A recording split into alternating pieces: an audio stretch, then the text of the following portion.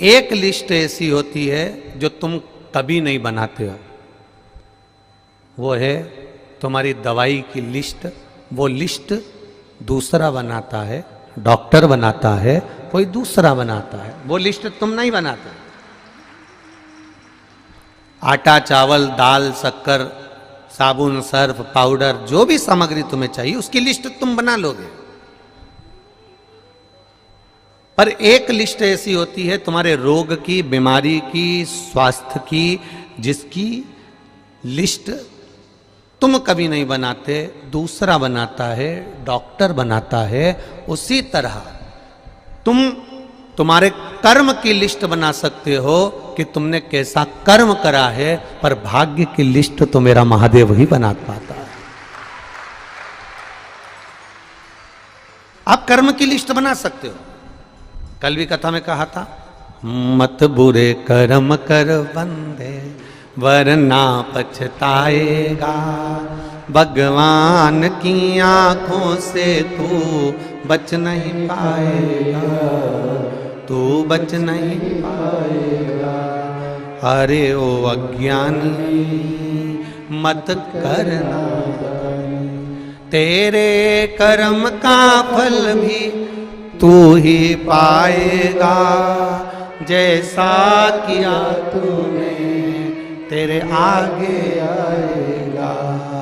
मत बुरे कर्म कर बंदे वरना पछताएगा, भगवान की आंखों से तू बच नहीं पाएगा, तू बच नहीं पाएगा। तुम्हारे कर्म की लिस्ट तुम बना सकते हो, अच्छा करा कि बुरा करा, झूठ बोला ना बोला, सत्य कहा ना कहा, उस कर्म की लिस्ट बनाने वाले तुम हो। भगवान गीता में भी कहते हैं कर्म किए जा, कर्म करो। हम भी आपसे कहते हैं कर्म करो, करो कर्म, जाओ जिस कार्य को करने जा रहे हो उस कार्य को लगनता से करना, दिल से करना। और जब तुम लगनता से करोगे, दिल से करोगे, तो निश्चित है उस कार्य में सफलता जरूर मिलेगी, उसको कोई रोक नहीं सकता। करो।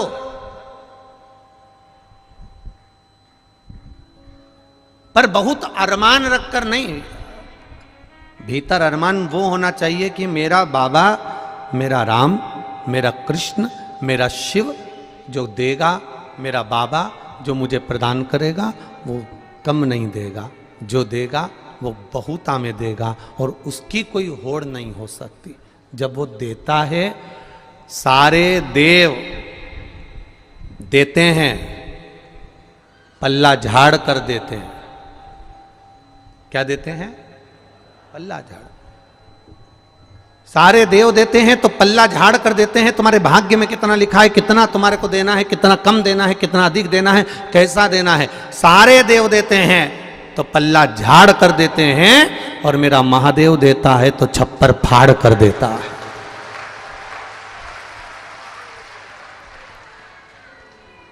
उसकी करुणा कम नहीं है, उसकी करुणा। बहुत जोरदार आवाज है जी जी, बहुत बढ़िया। वो देता है तो बड़े आनंद में देता, बड़े आनंद। और तेरी कृपा बिना न हिले एक भी अणु, लेते हैं श्वास तेरी कृपा से तनु तनु। उसने देने में कोई कमी नहीं रखी, बस अपने भीतर थोड़ा सा संतोष रूपी धन होना चाहिए। एक गुरुजी के 2 चेले थे। जजमान ने कहा तुम्हारे शिष्यों को हमारे घर में भोजन करने भेज देना। ठीक है, भेज देंगे। अब गुरुजी ने दोनों चेलों को भोजन करने के लिए भेजा। और भोजन करने के लिए जब गुरुजी ने भेजा तो दोनों से कह दिया अच्छे पेट भर कर खा कर ना हो, जो भी मिले उसको अच्छे से पाना, प्रेम से पाना, आनंद से पाना।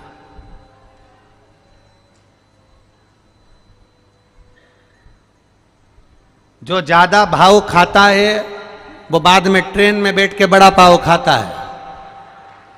इसीलिए गुरुजी अपने चेले से कहते हैं कि थोड़ा सा सावधानी से जाना, जैसा मिले वैसा पाना, नखरे नहीं करना, अच्छे से रहना, प्रेम से रहना। शिष्य दोनों चल दिए।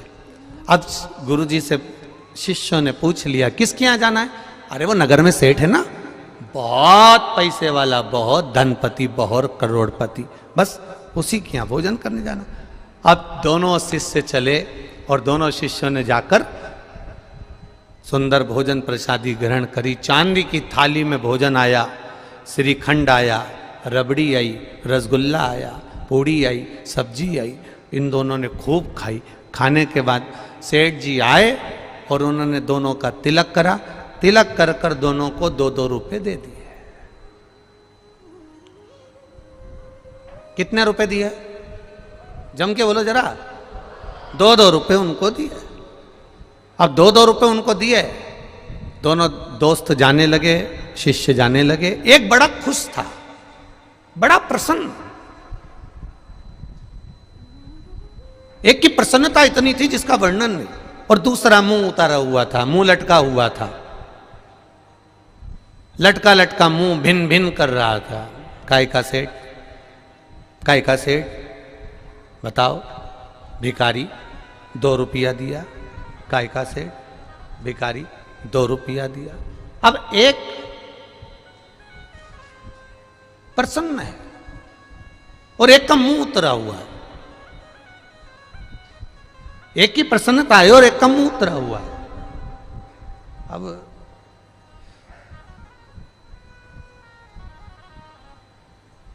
गुरुजी के पास गए तो गुरुजी ने देखा कि एक तो इतना खुश हो रहा है, इतना खुश हो रहा है, इतना खुश हो रहा है, और एक को देखो तो मुंह उतरा हुआ है। क्या बात है? इसको दक्षिणा ज्यादा मिली है क्या? इसको दक्षिणा ज्यादा मिली है क्या? नहीं नहीं, गुरुजी मुझको भी 2 रुपए मिले हैं और इसको भी 2 रुपए मिले हैं, तो तेरा मुंह क्यों उतरा हुआ है? अरे गुरुजी पूछो ही मती। चांदी की थाली में खाना खिलाया, पूड़ी रबड़ी श्रीखंड सब दिया, पर दक्षिणा तो देखो कितनी दी? 2 रुपए। अब गुरुजी ने दूसरे से पूछा कि तू इतना खुश क्यों हो रहा है? तुझे दुख नहीं हो रहा? अरे गुरुजी, सेठ जी के घर गया, जिंदगी में आज तक चांदी की थाली में खाना नहीं खाया था। खाना खाया, श्रीखंड रबड़ी खाई, और गुरुजी वो सेठ जो कभी किसी को 1 रुपया नहीं दे, उसने मुझे 2 रुपए दिए। इससे बड़ी खुशी जिंदगी की नहीं हो सकती। जो कभी किसी को 1 रुपया ना दे, वो मुझे 2 रुपए दे रहा है, जिंदगी की इससे बड़ी खुशी नहीं हो सकती। तो गुरुजी ने दूसरे चेले से पूछा कि अरे तुझे दुख क्यों हो रहा है? अरे गुरुजी पूछो ही मती, मैंने तो सोचा था इतना करोड़पति चांदी की थाली में जब भोजन करा रहा है, इतना अच्छा अच्छा खाना खिला रहा है, तो मेरा मन कहता है कि ये जरूर दक्षिणा में 100 रुपए तो देगा। बस हमारे दुख का कारण यही है कि हम इतनी अभिलाषा लेकर चलते हैं, वो थोड़े में हम संतुष्ट नहीं हो पाते कि जो मिला वो परमात्मा की कृपा से मिला है।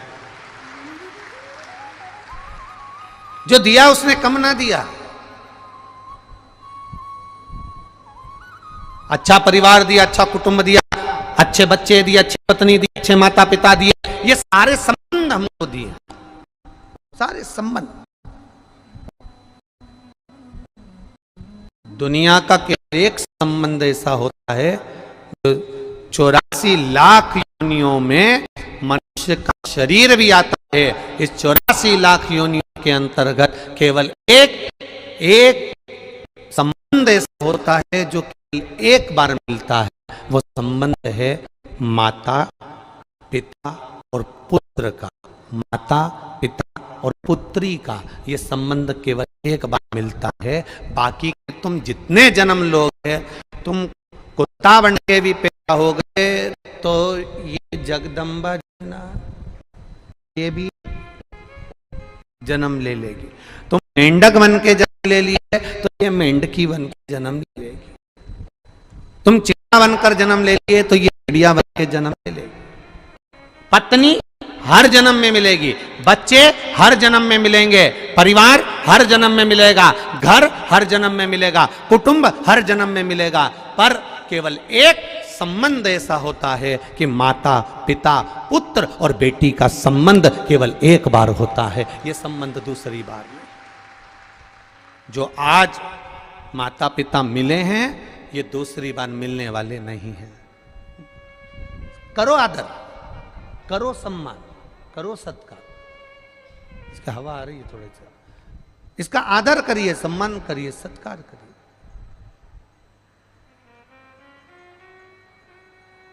तुम लोग खड़े हो जाते हो ना, इसलिए आस्था वाले तुम्हें दिखाना बंद कर देते हैं। बार बार तुम लोग हाथ हिलाते हो। आप बैठे रहोगे अपनी जगह पर, कथा का रस तत्व ग्रहण करो कि टीवी की ओर देख रहे हो, इशारा करना। आप लोग आनंद लो, कथा का रस तत्व ग्रहण करो। महाराज, संबंध एक है, वो माता पिता का संबंध है। और वो माता पिता का जो संबंध है बच्चों से, वो संबंध केवल एक बार रहता है। पुत्र का माता पिता के प्रति, बेटी का माता पिता के प्रति, बाकी का कोई संबंध बार बार नहीं होता। बार बार नहीं, कोई संबंध। ये एक ही बार मिला है, बाकी के सारे संबंध मिलते जाए, मिलेंगे। करो भजन। तुम्हारे समान की लिस्ट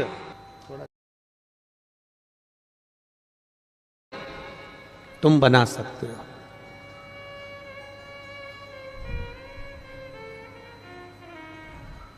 पर एक लिस्ट है तुम्हारी दवाई की जो डॉक्टर बनाता है। कर्म की लिस्ट तुम बनाओ। मैं मृत्युलोक में जन्मी हूं, मैं इस मृत्युलोक में आई हूं, अच्छा कर्म करूंगी, अच्छा कर्म करूंगा। जिंदगी में कोई ऐसा कार्य कर कर जाऊं कि अंत समय में वो परमात्मा से मिलन हो जाए। और जब उस परमात्मा से मिलन होगा तो वो मिलन फिर आखिरी होगा, आखिरी। और वो धैर्यता, वो आनंदता हमारे भीतर प्रकट होना चाहिए। और वो विश्वास से प्रकट होगी। मानो तो मैं गंगा मां हूं, ना मानो तो बहता पानी। आप मानो तो गंगा जी है, नहीं तो नहीं है। आप मानो तो कुबेरेश्वर धाम का कंकर शंकर है, और ना मानो तो वो तो तुम्हारे गांव में भी कंकर है। मानो तो उसके ऊपर विश्वास लेकर अगर कुबेरेश्वर धाम आए हो, भरोसा लेकर अगर कुबेरेश्वर धाम आए हो, और बाबा के चरणों में बैठकर अगर कथा सुन रहे हो, श्री शिवाय नमस्तुभ्यम कह रहे हो, तो ये भी विश्वास मानकर जाना कि वो तुम्हारा बैग नहीं खोलने देगा, 3 महीने में वापस बुला ही लेगा। भरोसा रखिए, विश्वास, दृढ़ता।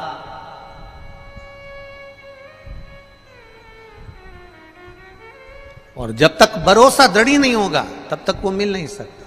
एक बच्चे को माता पिता गर्मी की छुट्टी में अपने माता पिता के यहाँ ले जाते थे, दादा दादी के।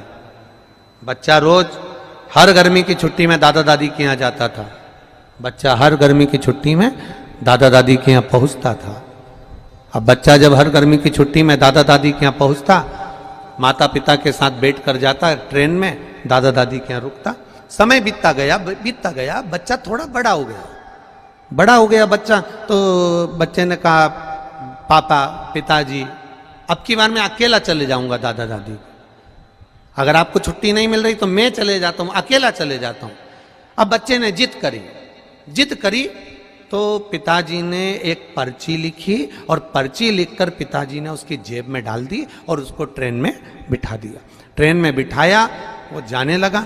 अकेला जिंदगी में पहली बार गया था, पहली बार घर से बाहर निकला था। अब पर्ची डालकर जेब में पटक दी और उसको वो चल दिया।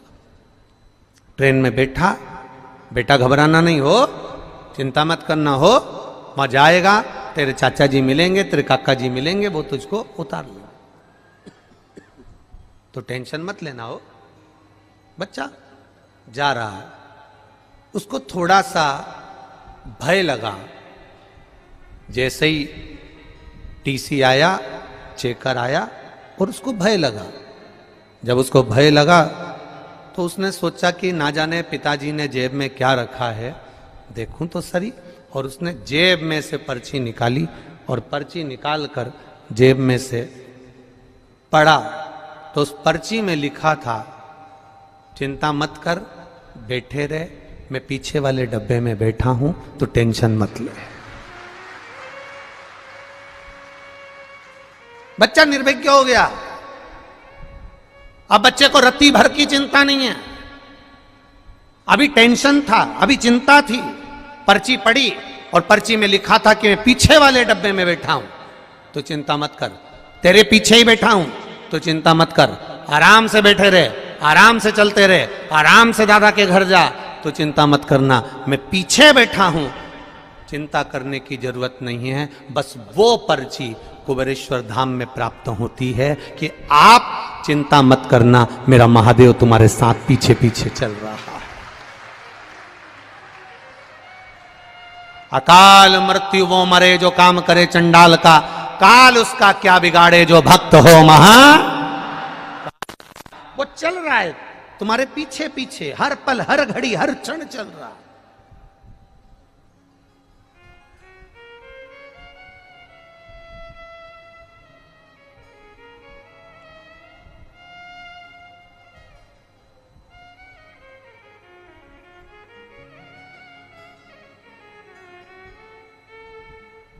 हर घड़ी चल रहा है, हर पल चल रहा है। आज एक दिल्ली की कोई बहन, कोई मिलिट्री में उनके पति हैं, उनके साथ आई हुई है, और वो जहां हम कक्ष में हैं उस कक्ष के आगे टिक कर बैठी थी और उसकी बात चल रही थी। तो वो बात में कह रही थी कि गुरुजी ने रुद्राक्ष वितरण, उसके पति ने कहा कि सबको सूचना दी कि रुद्राक्ष के लिए आना, और गुरुजी ने रुद्राक्ष वितरण नहीं किया, बंद कर दिया कारणवश। उसकी पत्नी के शब्द, उस मिलिट्री मैन की उस धर्म पत्नी, कहीं पर बैठे होंगे वो दोनों, तो उस धर्म पत्नी के शब्द कितने सुंदर थे। शायद आपकी जिंदगी के लिए शब्द बहुत कीमती होगा। उसकी धर्म पत्नी ने एक ही शब्द कहा, आपको परेशानी हो रही है यहां बैठने में, आपको दिक्कत हो रही है यहां बैठने में? नहीं नहीं नहीं, क्या कहना चाहती है? अब रुद्राक्ष तो मिल ही नहीं रहा, भले ना मिले, मैं भोलेनाथ जी से ये कहकर जा रही हूं, मेरी जिंदगी में, मेरे बच्चों की जिंदगी में, मेरे पति की जिंदगी में कभी रुद्राक्ष की जरूरत ही नहीं पड़े, बस ऐसी कृपा करना, ऐसी करुणा करना। हम आए हैं, वो दोनों बात कर रहे हैं, वो और भी लोग उनके साथ बैठे हुए थे, उनसे उनकी चर्चा चल। हमने कहा क्या सुंदर शब्द है, एक माता का ये शब्द जीवन को सार्थक करने वाला है। आप भी जब यहां से जाओ तो मेरे बाबा से कहकर जाना, बस तू मेरे साथ चलना, बाकी का सब तो, पूरी दुनिया मेरी हो जाएगी, बस तू मेरा हो गया तो सब हो गया।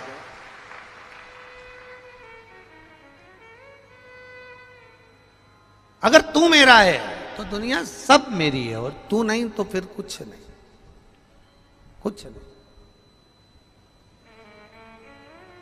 महाराज, भगवान का एक नाम है भिक्षुवर, और भिक्षुवर अवतार की कथा कल चल रही थी। भगवान शंकर जब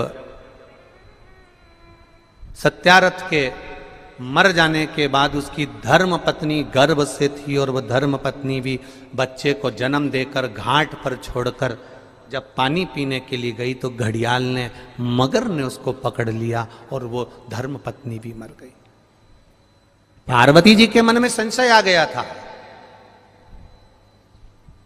पार्वती जी के मन में संशय प्रकट हो गया था कि ये शंकर भगवान की उपासना करता है, ये शिव का भजन करता है। राजा सत्यारथ शंकर भगवान को जल चढ़ाता है, राजा सत्यारथ भगवान शंकर की आराधना करता है, शिव की आराधना करता है। उसके बाद भी इसके प्राण छूट गए। इसकी धर्म पत्नी वो भी भगवत भजन में डूबी रहती है, उसके प्राण छूट गए। इसकी राज सत्ता चली गई, उसका वैभव चले गया, उसका बच्चा नदी के घाट पर पड़ा हुआ है। शिवजी के सामने प्रश्न का अंबार था, भगवान शंकर के सामने ढेर प्रश्न थे।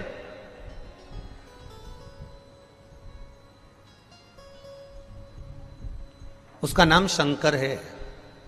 क्या बोलते हैं उसको? शंकर। जो शंका को भी समाप्त कर दे उसी को शंकर कहा जाता है, जिसका एक एक कंकर आनंद देने वाला। शंकर को भजने वाले के भीतर शंका नहीं होना चाहिए।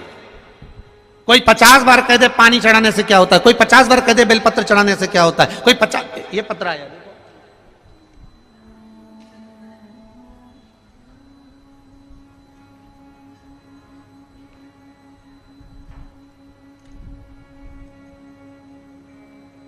मेरा नाम पुनीता उपाध्याय है, ग्राम कारो, जिला बलिया। फोन नंबर ये है, कहीं बैठी हो पुनीता उपाध्याय, ग्राम कारो, जिला बलिया। फोन नंबर ये, कहीं बैठी होंगी तो स्मरण करेंगे। मेरे भोले बाबा का क्या बखान करूं, जितना भी वर्णन करूं उतना कम है। आप भी हमारे साथ पत्र पढ़ा करो जो टीवी पर दिखाया जाता है। जितना वर्णन करूं उतना कम ही है। मैंने पशुपति व्रत किया था, जब 5वां व्रत पूरा होने पर रिजल्ट रेलवे का आने के लिए मैंने कहा था, क्योंकि पहले एग्जाम दे चुकी थे तो परंतु उसमें पास नहीं हुए थे। अब की रेलवे का एग्जाम दिया तो मैंने पशुपति व्रत करा, बेलपत्र शहद का प्रयोग कर कर शिव जी को अर्पण करा और बाबा से विनती करी, बाबा ऐसी कृपा करना, ऐसी दया करना, ऐसी करुणा करना कि इनका रेलवे में हो जाए। और बाबा की कृपा से जैसी 5वां पशुपति व्रत पूर्ण हुआ और बाबा की कृपा से उनका रेलवे में सिलेक्शन हो गया। ये शिव तत्व है, ये घड़ी है। जो शंका रखकर शिव की आराधना करता है उसके भीतर शंका के कारण शिव प्रवेश ही नहीं कर पाता।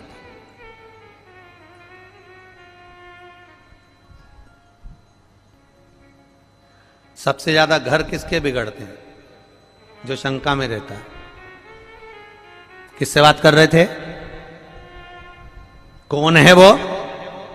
एक बार मेरे सामने आ जाए ना तो उसके तो चिमटा छोड़ दूं। बस इतनी देर में कई कई पत्नियों की आदत रहती है दिन भर शंका शंका शंका शंका। कई कई पतियों की आदत रहती है दिन भर मोबाइल में टटोलता ही रहता है, इसने किससे बात करी थी, कौन था, कौन था, कौन था। अपनी आनंद की जिंदगी सब नरक कर ली केवल शंका करते करते करते करते। एक बार अगर विश्वास करा होता तो शंका बीच में आती ही नहीं।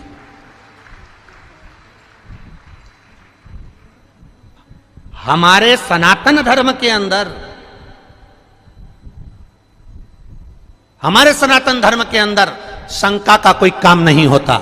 हमारे सनातन धर्म के अंतर्गत केवल विश्वास करा जाता है कि पत्थर की मूर्ति में भी राम होता है। हमारे सनातन धर्म के अंतर्गत शंका का कोई काम नहीं होता। हमारे सनातन धर्म के अंतर्गत केवल विश्वास होता है कि रामचरितमानस के एक एक पन्ने में एक एक शब्द में राम समाया होता है, उसको समझने वाला होना चाहिए। हमारे सनातन धर्म के अंतर्गत शंका में शंका नहीं होती। हमारे सनातन धर्म के अंतर्गत विश्वास होता है कि गौ माता के अंतर्गत 33 कोटि देवी देवता विराजमान होते हैं। यह विश्वास है हमारा, यह विश्वास है हमारा। हमारे सनातन धर्म के अंतर्गत तिरुमाला के पर्वत पर जाते हैं तो वेंकटलाल का दर्शन करते हैं, गोवर्धन पर्वत पर जाते हैं तो गिरिराज जी का दर्शन करते हैं, हम कामतगिरी पर्वत पर जाते हैं तो कांतानाथ जी का दर्शन करते हैं, हम काशी में जाते हैं तो गंगा की लहरों में भी गौरा का दर्शन करते हैं, हम सनातन धर्म के अंतर्गत एक एक बच्चे में राम देख लेते हैं और एक एक बेटी में सीता का दर्शन कर लेते हैं। यह सनातन धर्म का विश्वास है। सनातन धर्म में शंका का कोई काम नहीं, पर फिर भी दुनिया के लोग उसको शंका उत्पन्न कराते हैं। दुनिया के लोग जान करके शंका, क्या होता है शंकर जी पे जल चढ़ाने से, क्या होगा मंदिर जाने से, क्या होगा लोटा भर के पानी चढ़ाने से। तो जो तुमसे कहे कि लोटा भर के पानी चढ़ाने से कुछ नहीं होता, तो उससे कहना ये ज्ञान देने से भी कुछ नहीं होता। तू हमको काय को ज्ञान दे रहा है कि लोटा भर के पानी चढ़ाने से क्या होगा? ये तो हमारे भीतर की सोच है, ये तो हमारे भीतर का भाव है।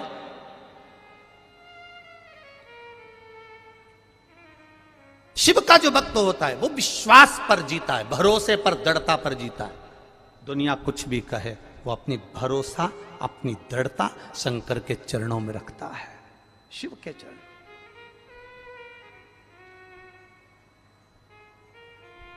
पार्वती, तुमने राजा सत्यारथ का जीवन देखा है, तुमने राजा सत्यारथ के लिए, तुम कह रही हो कि राजा सत्यारथ पूजन करता था, पाठ करता था, अर्चना करता था, शंकर को जल चढ़ाता था, शिवालय जाता था, और उसकी धर्म पत्नी भी जल चढ़ाती थी, शिवालय जाती थी, उसका बच्चा पड़ा हुआ है, उसका पूरा वैभव चले गया। शंकर की आराधना करने वाले को इतना कष्ट होगा, शिव की आराधना करने वाले को इतना दर्द होगा, शंकर की आराधना करने वाले को इतना दुख होगा। ये तो होना नहीं चाहिए था।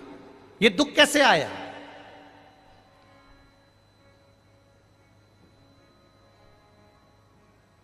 ये कष्ट कैसे आया? ये तकलीफ कैसे आई? शिव जी ने कहा, पार्वती चल मैं तुझे घुमा के लाऊं, और घुमाया। जलाशय में पार्वती जी को पूरी लीला का दर्शन करा दिया कि पूर्व समय के भोग के कारण, पूर्व समय के दूसरे का सामान ले लिया था, दूसरे के घर पर आक्रमण कर दिया था, दूसरे का वैभव चुरा लिया था, दूसरे का धन चुरा लिया था, दूसरे की सत्ता चुरा ली थी। इसलिए इस जन्म में भले मेरा भजन करा इसने, मुझ पर जल चढ़ाया इसने, मेरी आराधना करी इसने, पर पूर्व कर्म का भोग तो भोगना पड़ेगा।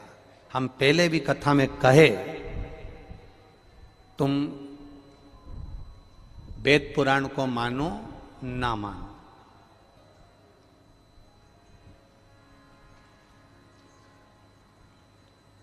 तुम धर्म शास्त्र को मानो ना मानो, तुम अपने बड़ों को मानो ना मानो, तुम अपने गुरु को मानो ना मानो, पर इतना जरूर मानकर चलना कि कर्म का भोग तो परमात्मा को भी भोगना पड़ा, तो अपन तो मनुष्य हैं, भोगना पड़ता ही है, पड़ेगा। कोई तुमसे कह दे मेरे पास आकर बैठ जा, मैं दुख नहीं आने दूंगा, कोई तुमसे आकर कह दे कि मेरे पास आकर बैठ जा, मैं ऐसा काम कर दूंगा कि तुम्हारे जीवन में दुख नहीं आएगा, तकलीफ नहीं आएगी, कष्ट नहीं आएगा, तो समझ लेना कि ये बेवकूफ बना रहा। दुख आएगा, कष्ट आएगा, रोग आएगा, बीमारी आएगी, तकलीफ आएगी, क्योंकि पूर्व के कष्ट का, पूर्व के कर्मों का भोग हमको भोगना है। पूर्व के कर्मों का भोग हमको भोगना, वो कौन भोगेगा? तुम्हारी कमाई के हिस्सेदार होते हैं तुम्हारी पत्नी, तुम्हारे घर के माता पिता, तुम्हारे भाई बंधु और तुम्हारे बच्चे तुम्हारी कमाई के हिस्सेदार होंगे। पर एक बात अपनी जिंदगी में उतार कर रखना, तुम्हारे कर्म के हिस्सेदार नहीं होंगे कि तूने कमाया कैसा था। तुम्हारी कमाई के हिस्सेदार तुम्हारी पत्नी भी होगी, तुम्हारे बच्चे भी होंगे, बेटा भी होगा, बेटी भी होगी, माता भी होगी, पिता भी होंगे, भाई भी होंगे, बंधु भी होंगे, बहनें भी होंगी, उनके सारे रिश्तेदार होंगे, तुम्हारी कमाई के हिस्सेदार होंगे, पर तुम्हारे कर्म के हिस्सेदार नहीं हो सकते। कर्म का भोग तो तुझे अकेले ही भोगना है। तब वो परमात्मा भी कहेगा कि तेरा क्या होगा रे कालिया, फिर वो भी कहेगा कि होगा क्या। क्या कर्म करेगा? कोई दूसरा नहीं भोगेगा, हमें भोगना है, हमें।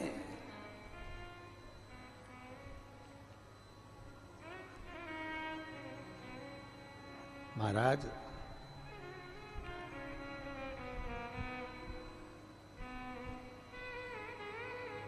कर्म का भोग तो भोगना, कोई दूसरा नहीं भोगने वाला। पार्वती सत्यरथ को कर्म का भोग भोगना था, पूर्व में इसका वैभव इसने दूसरे का चुराया था, इसलिए आज इसका वैभव चले गया।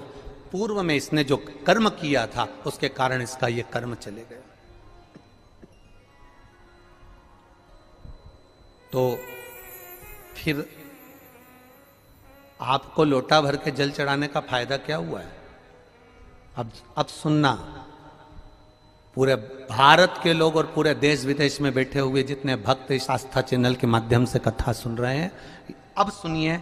ये कथा में भिक्षुवर अवतार भगवान शंकर का हुआ है 14वें नंबर का। उस कथा को ध्यान से सुनना। 19 अवतार में से एक अवतार है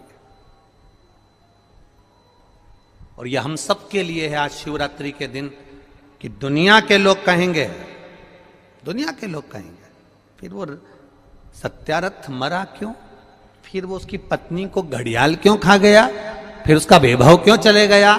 कई लोग कहते हैं ये दुख क्यों आता है, तकलीफ क्यों आती है, कष्ट क्यों आता है, ये पूर्व कर्म का भोग है। फिर हमने शंकर जी को जल चढ़ाया, शिव जी की आराधना करी, शंकर को हमने पानी चढ़ाया, शंकर जी के मंदिर गए, शिवालय गए, देवालय गए, फिर उसका फायदा क्या हुआ, उसका लाभ क्या हुआ।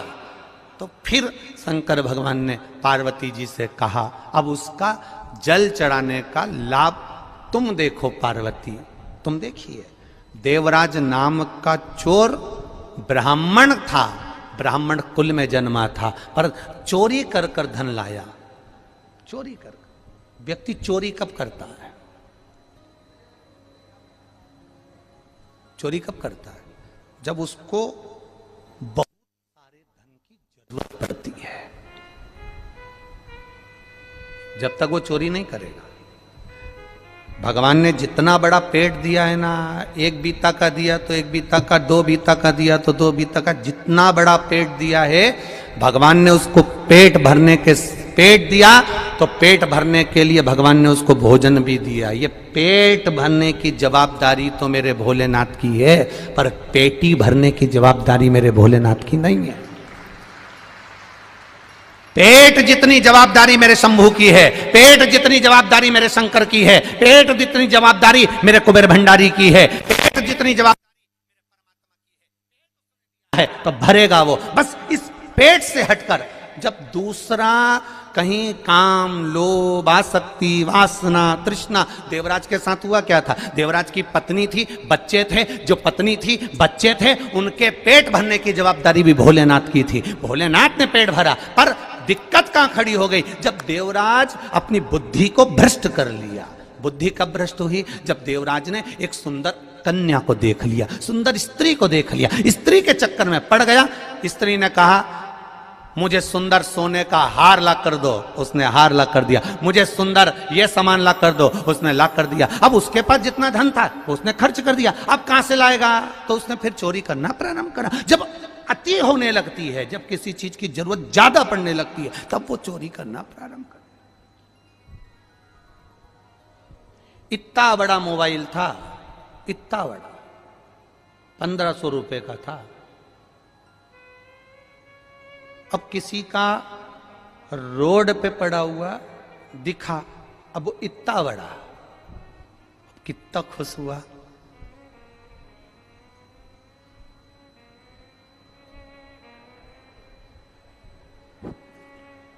उठा लिया। आसक्ति बढ़ गई,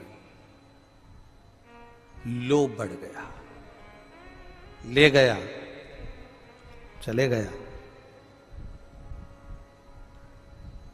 बढ़ गया लोभ, ले गया वो। अब क्या कभी मोबाइल बेकार नहीं होगा?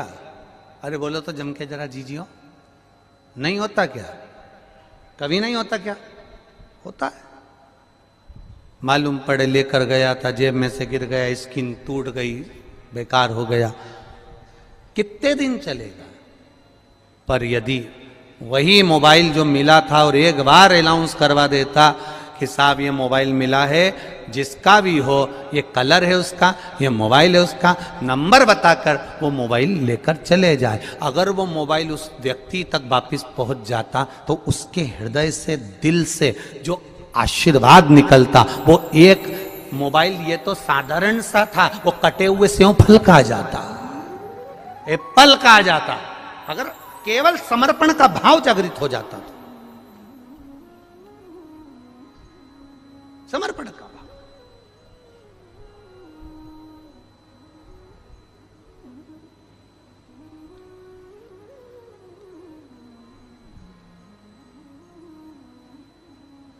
महाराज फल क्या मिला? जल चढ़ाने का फल क्या है? शिव जी ने कहा देवराज की कथा याद रखो, शंकर जी के मंदिर में चोरी कर का धन लेकर गया, वापिस लौट कर आया, आने के बाद बेलपत्री के वृक्ष के नीचे बैठा था और स्वास्थ्य खराब हुआ, शरीर में ताप पड़ा, बीमारी हो गई, रोग हो गया, मर गया।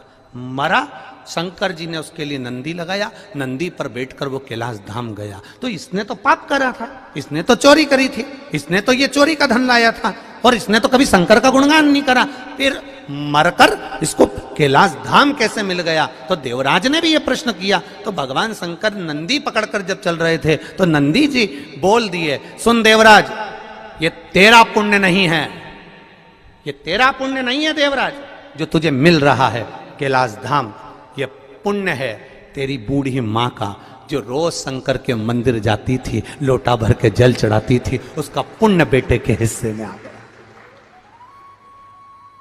ये पुण्य है। ये इतने जजमान बैठे हैं 15-16, ये इन जजमानों का तो पुण्य है, परंतु इनके बच्चों को भी ये सोच लेना चाहिए, इनके बेटे और बहुओं को भी ये सोच लेना चाहिए, सबसे ज्यादा प्रसन्न होना चाहिए इनके बेटे और बहुओं को, इतना खुश होना चाहिए कि हमारे माँ बाप का कोई तो पुण्य होगा जो शिव महापुराण की कथा के यजमान बनकर बैठे हैं, कोई तो पुण्य होगा। प्रसन्नता होना चाहिए। आज वो पूना वाले जजमान जा रहे थे, जाने का था उनका, तो कह रही थी उनके यहां से, एलईडी चालू करिए, पूना वाले जजमान के घर से बोल रही थी, बहू रानी कहे गुरुजी थोड़ा जरूरी काम है तो हम पुणे जा रहे हैं, पर जाते जाते हमको कुछ नहीं चाहिए, बस जजमान पद जैसे यहां मिला है ऐसी कृपा एक बार कर दो कि ऐसी जजमान पद पुणे में भी एक बार मिल जाए, बस महादेव से ये प्रार्थना, ऐसी कृपा कर दीजिए, ऐसी दया। अब विचार देखिए लोगों के कितने सुंदर भाव हैं, कितने सुंदर भाव। और आपसे भी निवेदन करूंगा, यहां से जाते जाते एक बार मेरे देव अधिदेव महादेव कंकर शंकर की धरा को प्रणाम कर कर कहकर जरूर जाना कि बाबा ये झोली लाया हूं ना, इतनी भरकर भेजना, इतनी भरकर भेजना कि मैं भी एक बार शिव महापुराण का यजमान जरूर बनूं, ऐसी कृपा कर दो, कहकर जाओ उसको। खाली न जाता कोई दर से तुम्हारे, खाली न आप भी गाइए, दर से तुम्हारे। दीनानाथ तू चुप हो जा, इनको गाने दो जरा एक बार वापिस से, फिर से बोलिए, खाली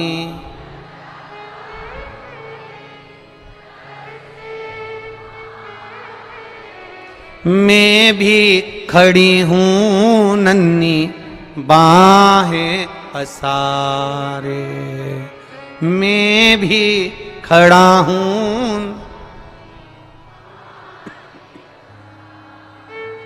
अपने हृदय से लगा लो, लगा लो, गिरा जा रहा हूं, उठा लो, उठा लो प्रभु अपने दर से, अब तो न टालो, गिरी जा रही हूं, उठा लो।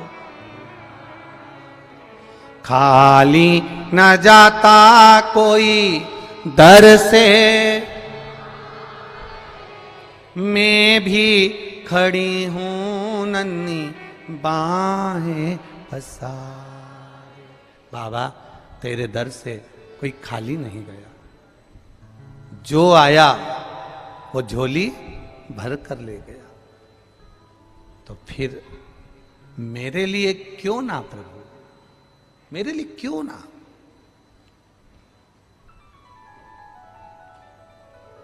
बस उससे निवेदन दिल से करना कि बोल बम का नारा है बाबा है, उसके सहारे जीना चालू कर दो। शंका में नहीं जीना है, हमें विश्वास में जीना है। विश्वास कैसा? तुम्हारे घर में जो शिव है, तुम्हारे घर में जो कंकर है, तुम मंदिर जाओ तो मूर्ति में भी तुम्हें राम और कृष्ण और शिव नजर आना चाहिए। तो समझ लो कि तुम्हारी दृष्टि विश्वास पर जागृत हो गई, विश्वास पर जागृत हो गई। अब कहे लोग शंका और विश्वास में बहुत अंतर है महाराज। शंका तुरंत उत्पन्न हो जाती है, शंका तुरंत आ गई। किसी ने कुछ बोला और तुम्हें शंका आई, किसी ने कुछ कह दिया और उसमें शंका। अब शंका तो अभी सोशल मीडिया पे कितना कितना चल रहा है। हम कहें जितने लोग सोशल मीडिया पे डाल रहे हैं कि इतने सारे मर गए ने, इतने सारे जी गए ने, ऐसी भगदड़ हो गई। जब पूरी जमाने भर की मीडिया यहां पर है तो भगदड़ का एक सीन भी बता देते जिंदगी में। तुमने लिखा तो था कि भगदड़ हुई, रुद्राक्ष फेंका, ये करा वो करा, दिखाते तो सही एक बार कि इतने मर गए, इतने जी गए। कभी विचार, यहां आप भी बैठे हो, थे कि नहीं थे 15 तारीख को? बोलो, जम के बोलो, थे ना? कोई भगदड़ का सीन दिखा कि लोग भगे हों, दौड़े हों और मर रहे हों? कहीं दिखा हो तो बताना, दोनों हाथ उठाकर बताना एक बार कि दिखा हो तो बताना, कहीं नजर आया हो। अब किसी को हार्ट अटैक हो गया तो कह दिया भगदड़ हो गई। महाराज उसके शरीर पर किसी का एक जूता पड़ा हुआ दिखा हो, किसी का पांव पड़ा हुआ दिखा हो, किसी को खरोच आती हुई दिखी हो तो जरूर बताना। यह महादेव की धाम है, इसको बदनाम करने का प्रयास मत करिए।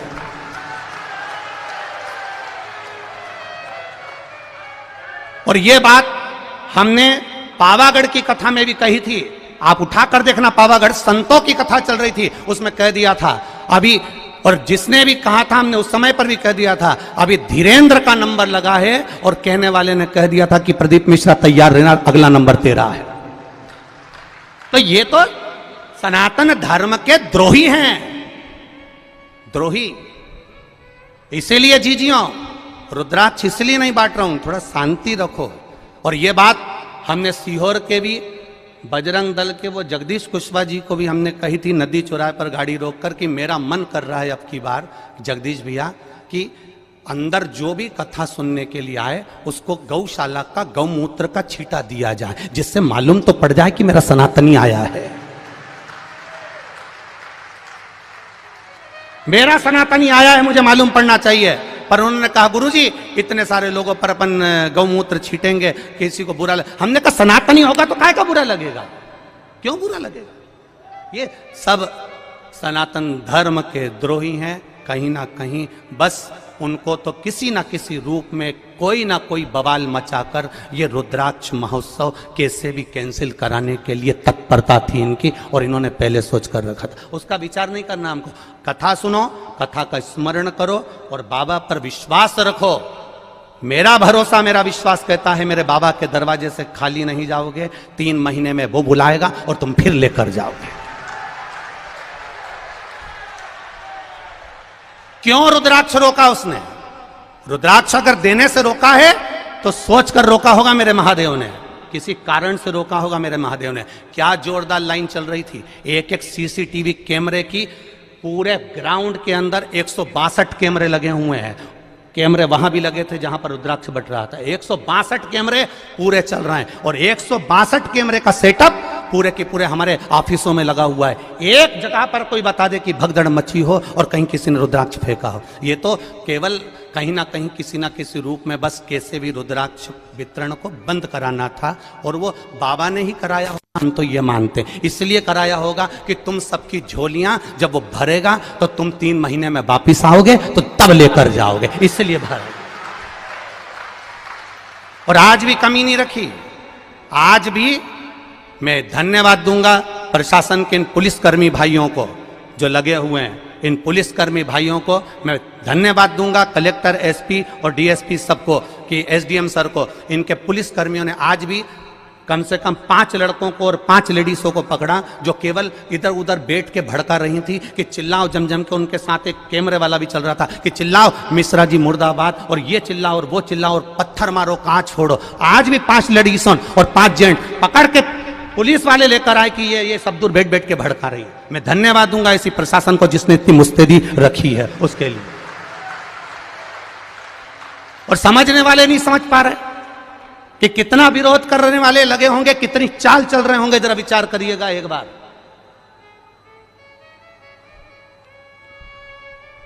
बरहानपुर कथा हुई, परभणी कथा हुई, मालेगांव कथा हुई।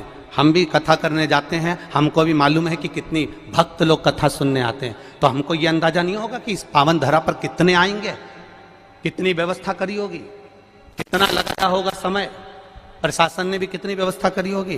केवल बस चक्र घुमाना है, और चक्र को घुमाकर कैसे भी सनातन धर्म को ले जाकर खड्डे में डाल देना है, उसके बाद सनातनियों को दूर हटाना है।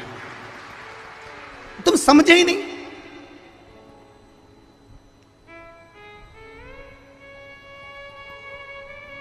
समझे? कहे आग लगे बस्ती में। और आपसे भी निवेदन करूंगा, कोई भड़काए, कोई कहे 200 रुपए का रुद्राक्ष मिलेगा, 500 रुपए का मिलेगा, 50 रुपए का। सीहोर के कुबेरेश्वर धाम का रुद्राक्ष पैसे से नहीं दिया जाता, निःशुल्क है। मेरे शंकर भगवान के नैन अश्रु से मिला है तुम्हारे लिए जिंदगी भर। और अब तो ये प्रयास रहेगा कि साल भर में कभी भी आ जाना, और मेरा विश्वास है खाली झोली नहीं लाओगे, इतना लेकर आओगे कि तुम लुटा कर जाओगे और रुद्राक्ष लेकर जाओगे। ये विश्वास, ये भरोसा। और जहां जहां कथा करी, एक एक यजमान की यहां पूछ कर आना कि उन्होंने कथा करवाने के बाद 2 महीने के अंदर फोन लगाया कि नहीं लगाया कि हमको अगली कथा की तारीख दे दो। अभी ये पूना वाली जीजी बोल के जा रही, अभी सुल्तानिया जी बोल के जा रहा है, बेंगलोर वाले भैया बोल कर जा रहे हैं कि हम जजमान बने पर अब एक मौका दो कि हम एक बार फिर जजमान बने। भगवान इतना पूर्ण देता है कि यजमान पर फिर खड़ा हो जाता है। खाली नहीं जाओगे, फिर निवेदन कर रहा हूं, एक खाली नहीं जाएगा।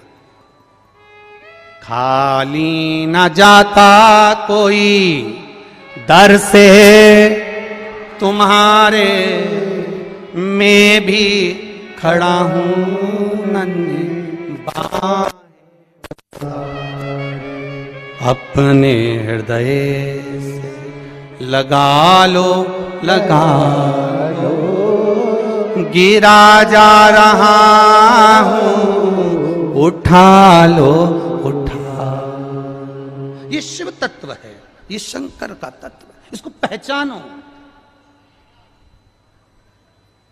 मत्स्य तत्व क्यों चला गया, उसकी पत्नी क्यों चली गई? शंकर भगवान ने कहा यह कर्म का भोग था, कर्म का भोग, कर्म का भोग था। महाराज फिर लोटा भर जल चढ़ाने का फल क्या मिला इस सत्यरथ को? अब शिव जी ने कहा सुन पार्वती, लोटा भर के जल चढ़ाने का फल क्या मिला? उसका फल ये है, अगर ये नारी गर्भ से होती, पानी पीने जाती और घड़ियाल इसको मार देता तो इसके घर में दिया जलाने वाला भी नहीं बचता, इसका पूरा वंश मिट जाता। इसके बच्चे का जन्म पहले करवाया, बच्चे का जन्म पहले करवाकर घाट पर सुलवाया। पानी पीने ये अकेली गई, इसको मगर ने पकड़ लिया, इसके बच्चे को संभाल कर रखा, क्योंकि इसने जो जल चढ़ाया था उस जल का फल ये मिलेगा कि इसके बच्चे को वापस वही वैभव फिर प्राप्त होगा। थोड़ा धैर्य रखना पड़ेगा, थोड़ा धीरज रखना पड़ेगा, थोड़ी सहनशीलता रखना पड़ेगी, थोड़ी आनंदता रखना पड़ेगी, थोड़ी सहजता रखना पड़ेगी। क्या देगा वो उसके ऊपर। आपका चढ़ाया हुआ एक लोटा जल क्या फल देता है, आपका चढ़ाया हुआ एक लोटा जल आपको क्या प्रदान करता है, ये आपको मालूम पड़ेगा कि आपने जो लोटा भर के जल चढ़ाया था उसका फल क्या मिला है, उसका आनंद क्या मिला है, उसका सुख क्या मिला है।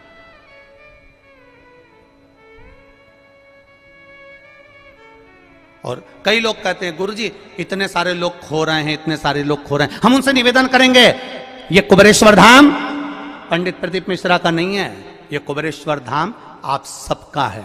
जब तक आपके रिश्तेदार आपको लेने नहीं आए तब तक यहां रहना, और अगर वो नहीं लेने आएंगे तो गाड़ी से हम छोड़ने जाएंगे तुम्हारे घर तक, तुम चिंता मत करना। गाड़ी से हम छोड़ने चलेंगे तुम्हारे घर तक, चिंता करने की जरूरत नहीं है। तुम अपने बाप के घर में आए हो, पिता के घर में आए हो, कुबेरेश्वर धाम में आए हो, तुम क्यों चिंता करते हो।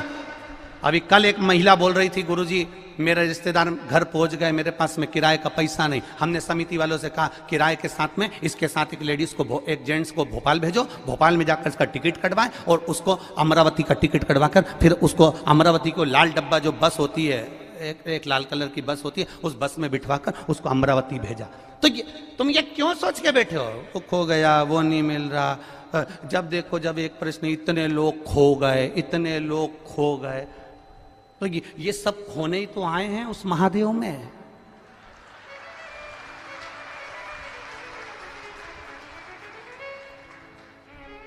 जैसे परिवार वाले खोए हुए को ढूंढते हैं, वैसे ही कुबेरेश्वर धाम आने वाले को मेरा महादेव टार्च लेके ढूंढता है।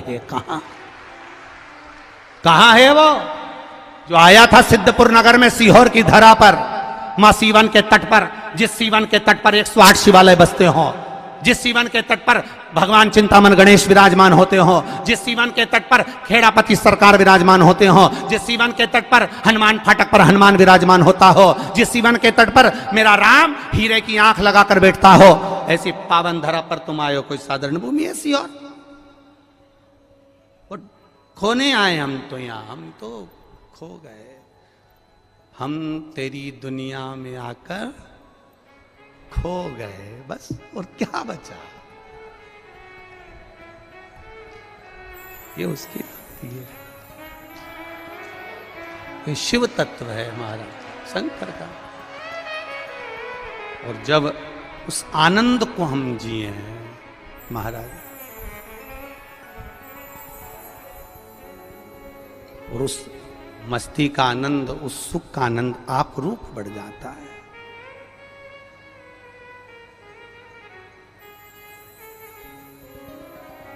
महाराज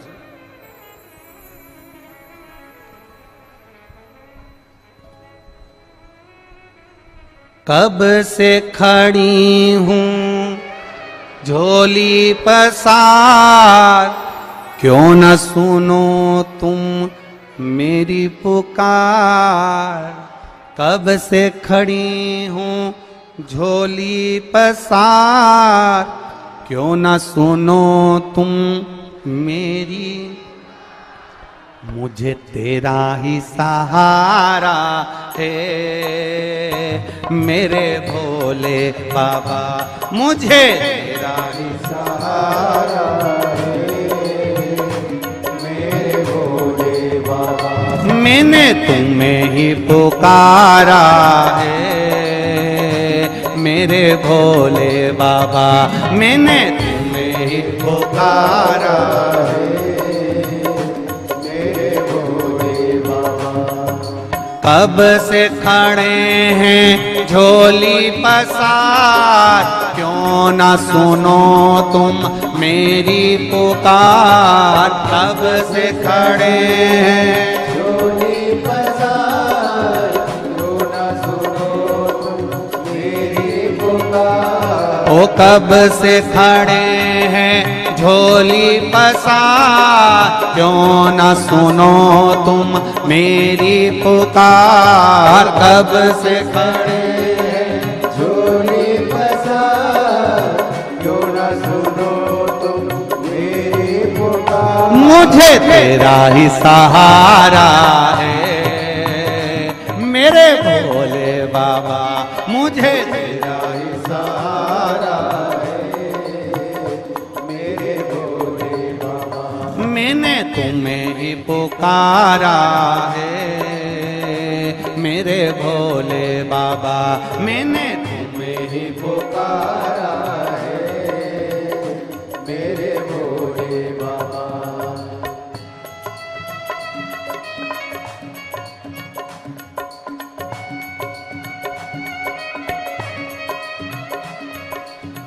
शंभो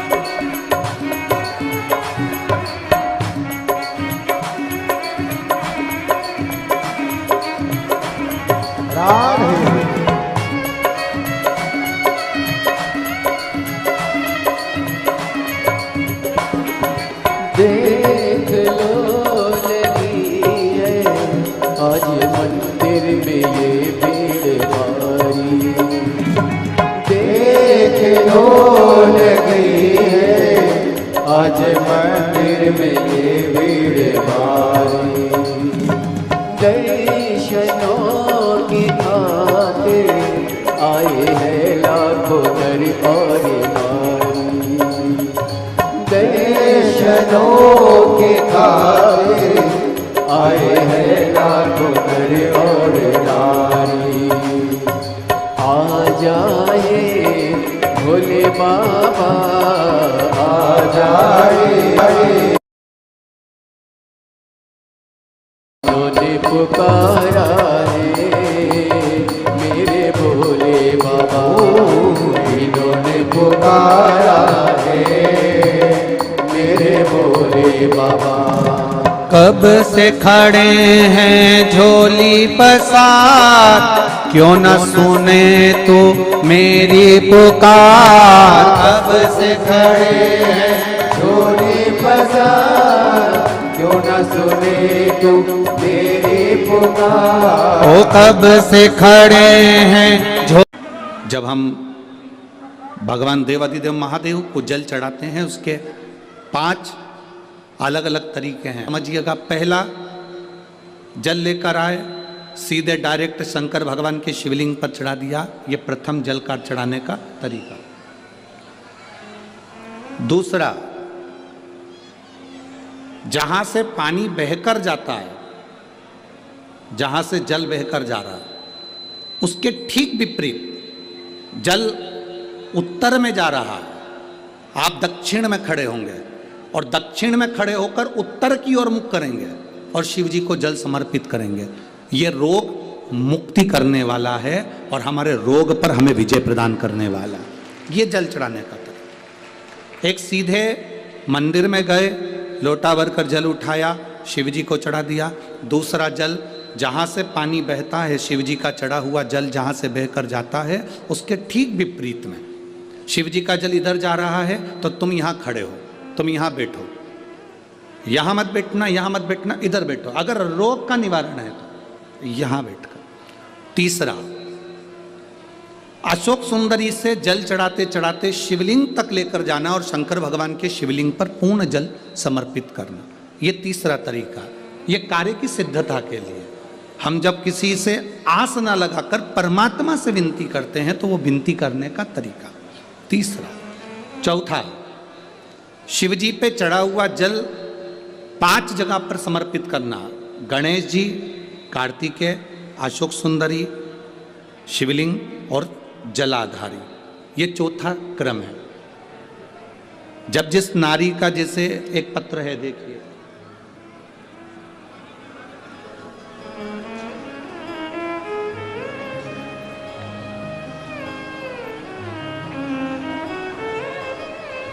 मेरा नाम मोनिका है, मेरे पति का नाम संजय सिंह है, मैं दिल्ली स्वरूप नगर की निवासी हूँ। कहीं बैठी हों तो हाथ हिला सकती हैं, अगर कहीं बैठी हों तो हाथ हिला सकती हैं।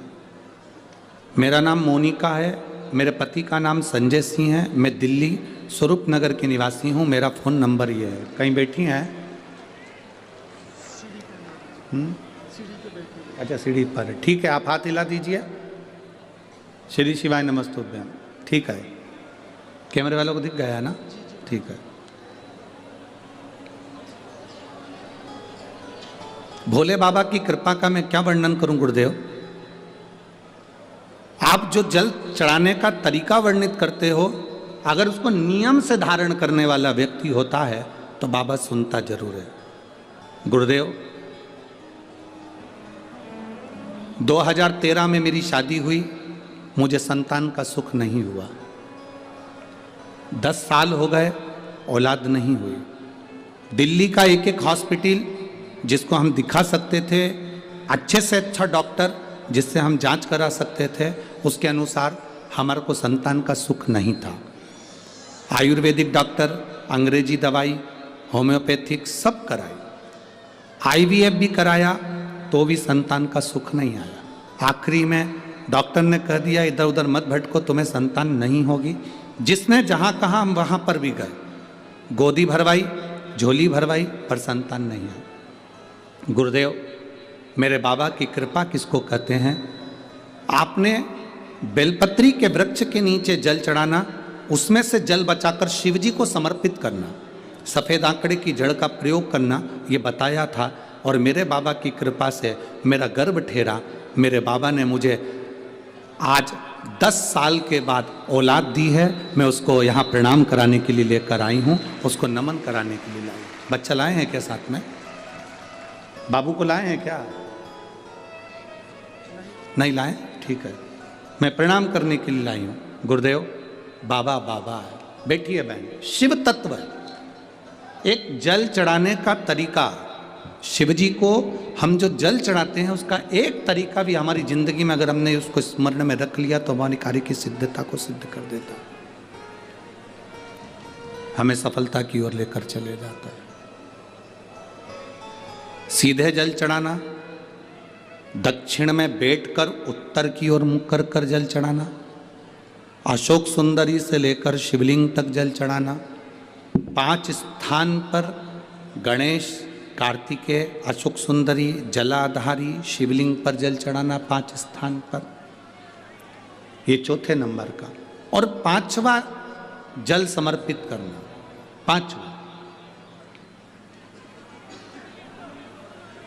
5वें नंबर का जल।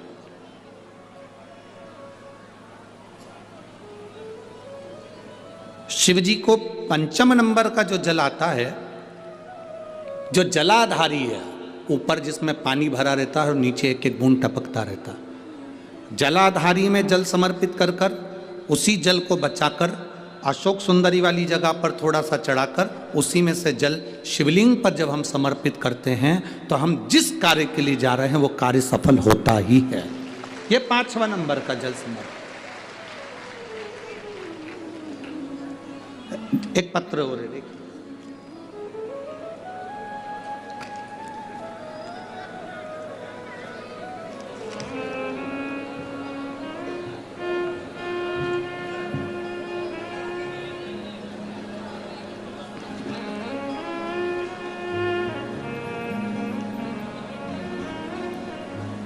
संतूबेन उम्र 60 वर्ष, नवसारी गुजरात से आई हैं। कहीं बैठी हो तो हाथ हिला सकती हैं। संधूबेन उम्र 60 वर्ष, नवसारी गुजरात की रहने वाली है। कहीं बैठी हो तो हाथ हिला सकती हैं। दिख गई क्या? कहीं बैठी हैं? अच्छा ठीक है, हाथ हिलाओ दीदी एक बार। हाँ दिख गए, ठीक है, ऐसे हाथ हिला दो एक बार। श्री शिवाय नमस्तुभ्यम, दिख गए। मैं गुजरात की निवासी हूँ गुरुदेव। 2014 में मुझे कैंसर हुआ था।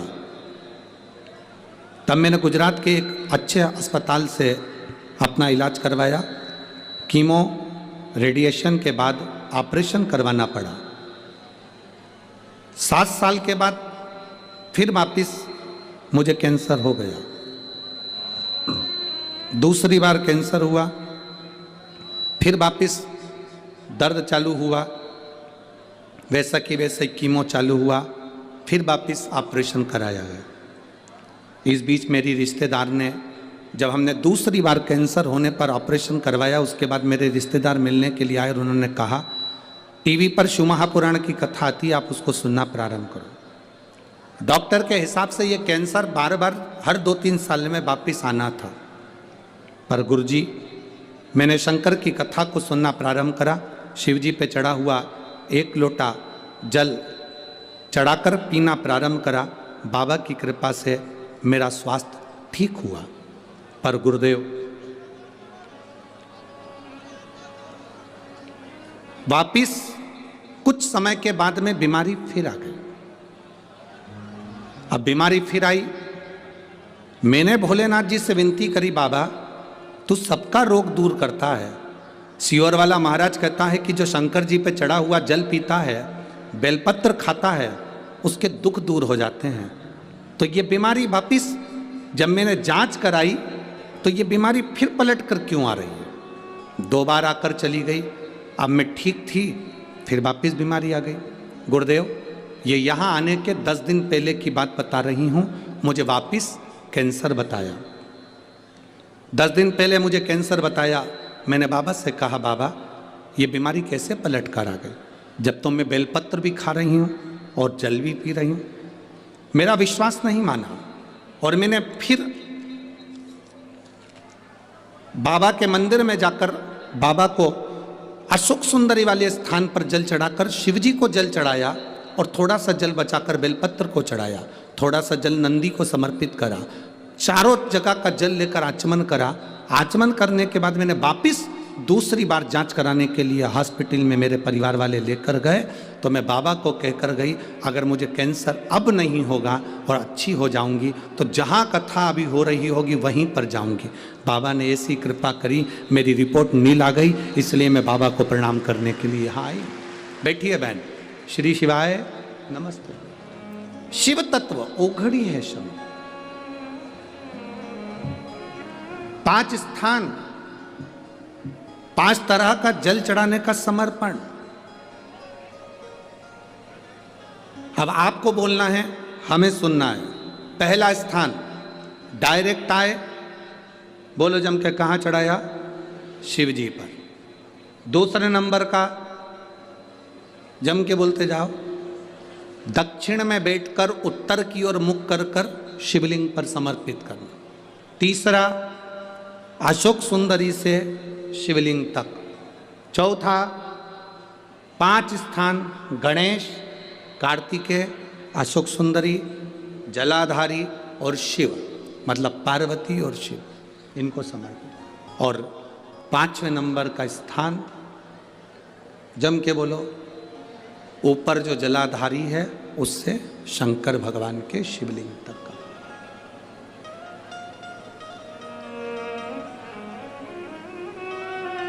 कोई दवा। अब कई लोग कहते हैं गुरुजी ये क्या तरीका है आपका? शिव जी को डायरेक्ट जल चढ़ाने का तरीका होता है, तुमने तो 5 तरह का तरीका बता दिया। कभी कभी डॉक्टर के पास जाओगे, वो ग्लूकोज की बोतल चढ़ाता है। बोलो चढ़ाता है कि नहीं चढ़ाता? अब तुम डॉक्टर से कह दो साहब ये ग्लूकोज की बोतल मत चढ़ाओ, मैं तो इसको पी जाती हूं, डॉक्टर साहब बोलेगा कि पी जाओ इसको? बोलो तो जम के। नहीं ना, डॉक्टर मना करेगा, नहीं नहीं, इसको तो तुम्हें निडल द्वारा शरीर में धीरे धीरे नस के द्वारा इसको लेना पड़ेगा और ये पी नहीं सकते। ये ग्लूकोज की बोतल है, इसको तो आप डायरेक्ट पियोगे नहीं, इसको हम डायरेक्ट पीने नहीं देंगे।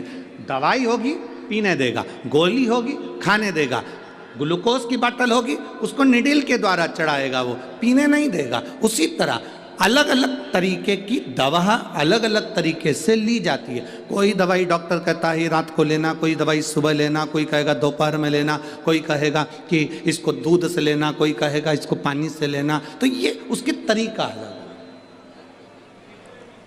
हमें उस तरह से वो दवाई असर करती है।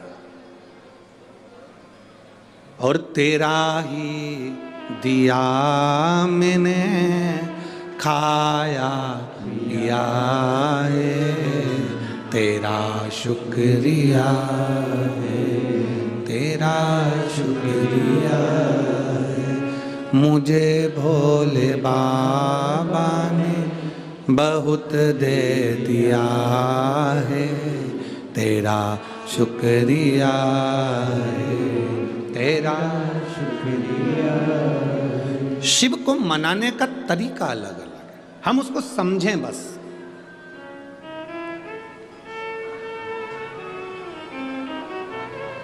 मिलेगा जरूर, कोई ज्यादा घूम कर गया है, कोई नजदीक से गया, मिलेगा जरूर।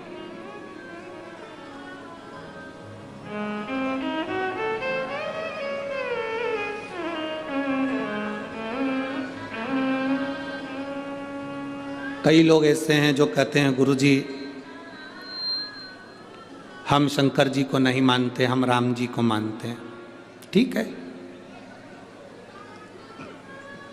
कोई कहता है हम कृष्ण भगवान को मानते हैं, ठीक है। कोई कहता है हम गुरु नानक देव जी को मानते हैं, ठीक है। कोई कहता है हम दत्त को मानते हैं, ठीक है। कोई कहता है हमारी विट्ठल को मानते हैं, ठीक है। तुम चाहे गुलाब जामुन खा लो, चाहे जलेबी खा लो, चाहे रसगुल्ला खा लो, खाने के बाद जाएगा कहाँ? बोलो बोलो, जम के बोलो, पेट में। चाहे तुम राम कहो, चाहे तुम श्याम कहो, चाहे गुरु नानक देव कहो, चाहे तुम हरि विट्ठल कहो, चाहे तुम शिव कहो, अंत में जीव जाना वहीं पर है। वहीं मार्ग अलग है। किस मार्ग से जा रहे हो आप, किस मार्ग से पहुंचो?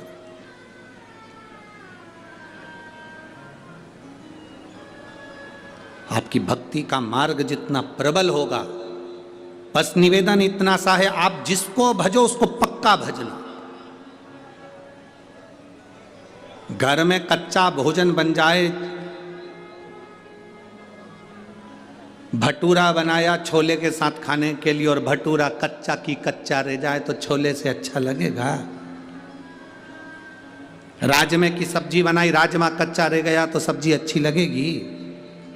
चने की सब्जी बनाई, चना कच्चा रह गया तो अच्छी लगेगी? मक्का की रोटी बनाई, मक्का की रोटी कच्ची रह जाए तो अच्छी लगेगी? सरसों का साग बनाया, सरसों का साग कच्चा रह गया तो अच्छा लगेगा? पूरा पकना चाहिए।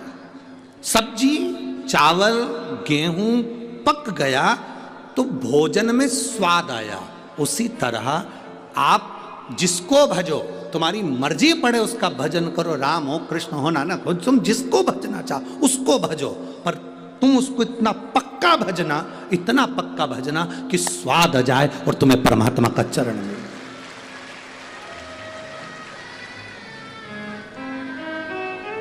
शंभु शरने पड़ी, मांगू घड़ी रे घड़ी, दुख काटो दया करी न दर्शन। आपका विश्वास दृढ़ हो, और जितना भरोसा दृढ़ होगा उतना परमात्मा प्राप्त होगा। जितनी दृढ़ता आपके लिए।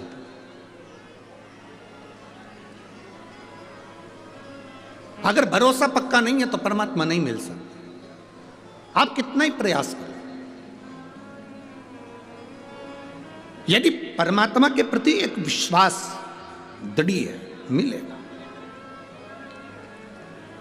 एक व्यक्ति ने प्रवचन में सुना कि जब कोई गिरता है तो उसको भगवान अपनी गोदी में झेल लेता है। जब कोई गिरता है उसको भगवान अपनी गोदी में झेल लेता है, उसको भगवान अपनी गोदी में उठा लेता है। उसने सुना और विचार करा कि गुरुजी प्रवचन में कह रहे थे जब कोई गिरता है तो उसको भगवान झेलता है, गोदी में उठा लेता है। उसने कहा आज मैं गिर के देखता हूं। सामने कुआं था और वो कुएं पे चढ़ गया, कूदने ही वाला था कुएं के अंदर कि मैं भी तो देखूं भगवान मुझे झेलता है कि नहीं झेलता, उठाता है कि नहीं उठाता। कुएं में कूदने वाला था।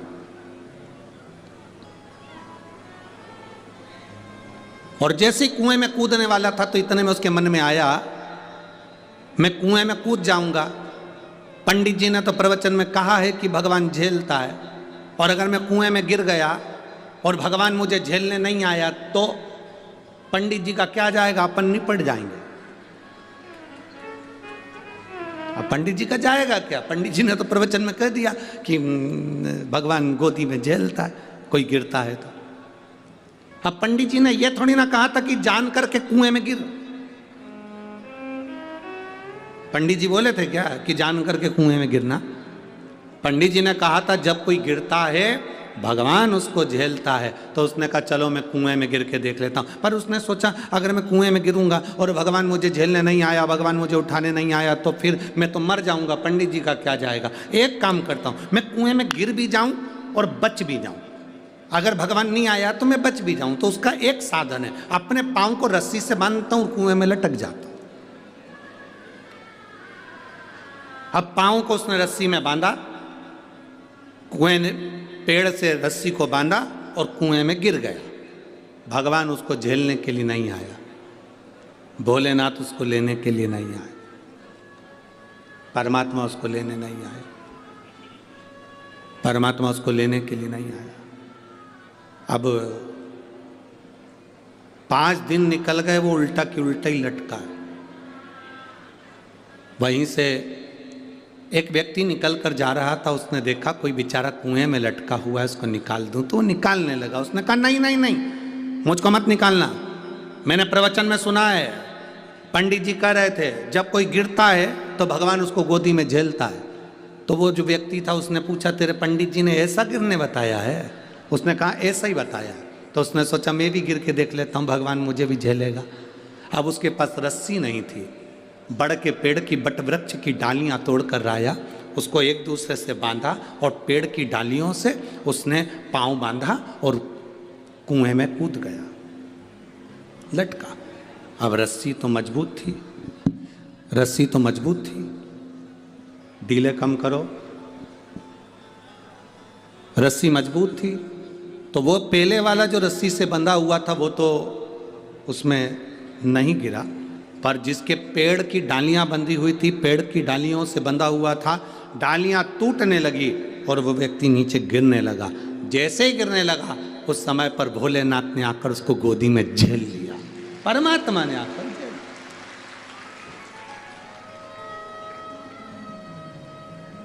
अब परमात्मा ने उसको गोदी में आकर झेला। जो पहले का लटक रहा था उसने कहा भोलेनाथ मैं 5 दिन पहले का लटक रहा हूं, पहले मुझे झेलो। शंकर जी बोले तुझे तो दुनिया में कोई नहीं झेल सकता। तूने गुरु के वचन पर विश्वास नहीं करा और इस व्यक्ति ने तेरे वचन पर विश्वास कर कर कूद गया। जो विश्वास किसी के वचन पर करता है उसको परमात्मा भी झेल लेता है, वरना परमात्मा भी नहीं झेलता है। भरोसा जिसका पक्का है, दृढ़ता जिसकी पक्की है, विश्वास जिसका पक्का है, उसे परमात्मा भी अपनी गोदी में झेल लेता है। जिसका विश्वास पक्का नहीं उसे परमात्मा भी नहीं झेलता। भरोसा दृढ़।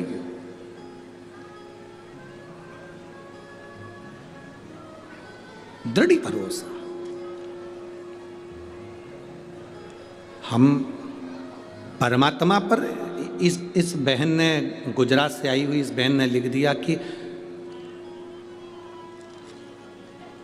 मैं नहीं जानती, मैंने बेलपत्र खाया है, बाबा आवाज ठीक करो, मैंने बेलपत्र खाई है, मैंने शिवजी पे चढ़ा हुआ जल पिया है, मैंने शंकर भगवान का गुणगान किया है, तो ये मेरा भरोसा करता है कि मुझे वापिस कैंसर नहीं आ सकता। उसने लिखा और पत्र में लिख रही, मैं अपनी रिपोर्ट लेकर आई। एक दृढ़ता भीतर होना चाहिए। एक पत्र और है, देखिए,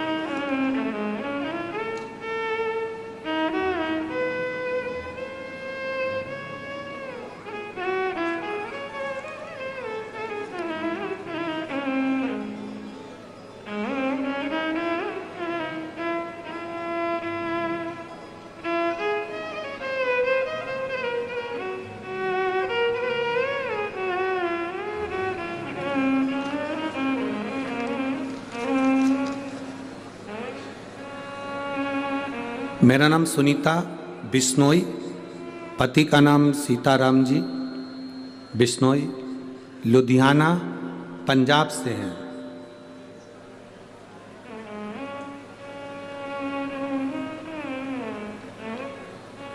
कहीं बैठे हैं क्या? ठीक है, बाकी के सब लोग हाथ मत हिलाओ। जिनका नाम लिया जा रहा है केवल वही हाथ हिला। सुनीता बिश्नोई जी, हाथ हिलाइए एक बार। हाँ ठीक है, दिख गए। मेरे पति का नाम सीताराम जी बिश्नोई, हम लुधियाना पंजाब से आए हैं। मेरा मोबाइल नंबर ये है। मैं वर्णन करना चाहती हूँ एक लोटे जल का, शिवजी पे चढ़ी हुई बेलपत्र का। मेरी माँ की किडनी पूरी तरह से डैमेज हो गई थी, 2 महीने तक खाना नहीं खाया, किडनी पूरी तरह से बेकार हो चली। तब हमने शिवजी पे चढ़ा हुआ जल देना उनको चालू करा। सीहोर गए, वहाँ से रुद्राक्ष लाए, कंकर शंकर की पूजन करी, वहाँ से रुद्राक्ष लेकर आए, उसको तांबे के कलश में गलाया, शिवजी को चढ़ाया, उस पानी को देना चालू करा। आज हम बाबा को प्रणाम करने के लिए आए हैं। डॉक्टर के हिसाब से डायलिसिस चालू होना था और कुछ ही दिन में डायलिसिस का क्रम चालू हो गया था, पर मेरे बाबा ने मेरी माता को ठीक कर दिया। इसलिए हम लोग लुधियाना से यहाँ प्रणाम करने के लिए आए हैं। मेरे माता की किडनी वापस काम करना प्रारंभ करिए। ये शिव तत्व है। ओ घड़ी शंभु, बैठिए बहन। श्री शिवाय नमस्तुभ्यम, बैठिए। शिव तत्व एक हमारा विश्वास जब जागृत होता है, जब हमारा भरोसा दृढ़ होता है, तो परमात्मा हमारे करीब में होता है। परमात्मा हमारे पास कब तक नहीं आता? जब तक हमारा भरोसा दृढ़ नहीं होता।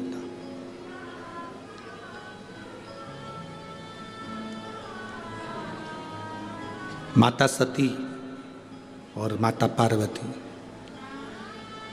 माता सती और माता पार्वती, ये दोनों की कथा अगर आप ध्यान से सुनेंगे, स्मरण में लेंगे, तो माता सती और माता पार्वती की कथा अगर ध्यान से स्मरण में लेंगे तो आपके स्मरण में आएगा कि जितना विश्वास माता पार्वती जी ने शिवजी पर करा, उतना विश्वास माता सती नहीं कर पाई।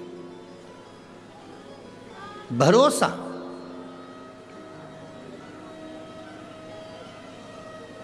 अगर सती मैया विश्वास कर लेती ना, तो माता सती को जलकर भस्म नहीं होना पड़ता।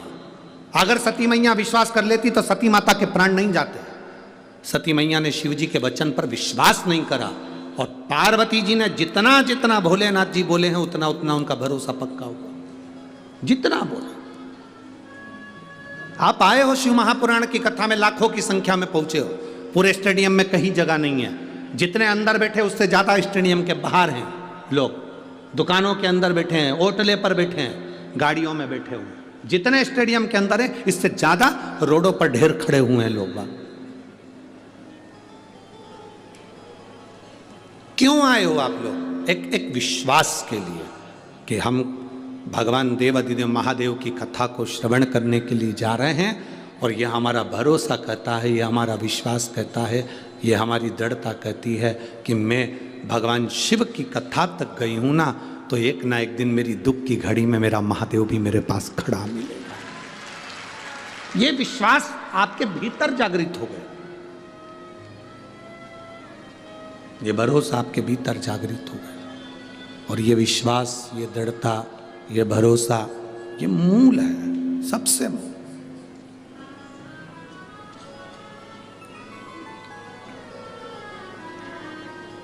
अरे मैंने तेरे ही भरोसे, ओ बाबा तेरे ही भरोसे, हवा बिच उड़ती जावांगी, बाबा डोर हत्तो छड़ी नामे कट्टी जावांगी, भोले मैं तेरी पतंग, शंभो मैं तेरी पतंग, हवा बिच उड़ती जावांगी, बाबा डोर हत्तो छड़ी नामे कट्टी जावांगी, भोले मैं तेरी पतंग। एक विश्वास हमारे भीतर जागृत हो। शिवजी के मंदिर में जल चढ़ाने जाते हो आप लोग? जम के बोलो जरा, जाते हो? सब जाते हो? ठीक है। भरोसा रखकर जाते हो? पक्का? पूर्ण भरोसा, पूर्ण विश्वास? जिसका भरोसा नहीं हो, विश्वास नहीं हो शंकर जी पे, वो मंदिर मत जाओ। हमारी तरफ से बिल्कुल फ्री, बिल्कुल मत जाओ।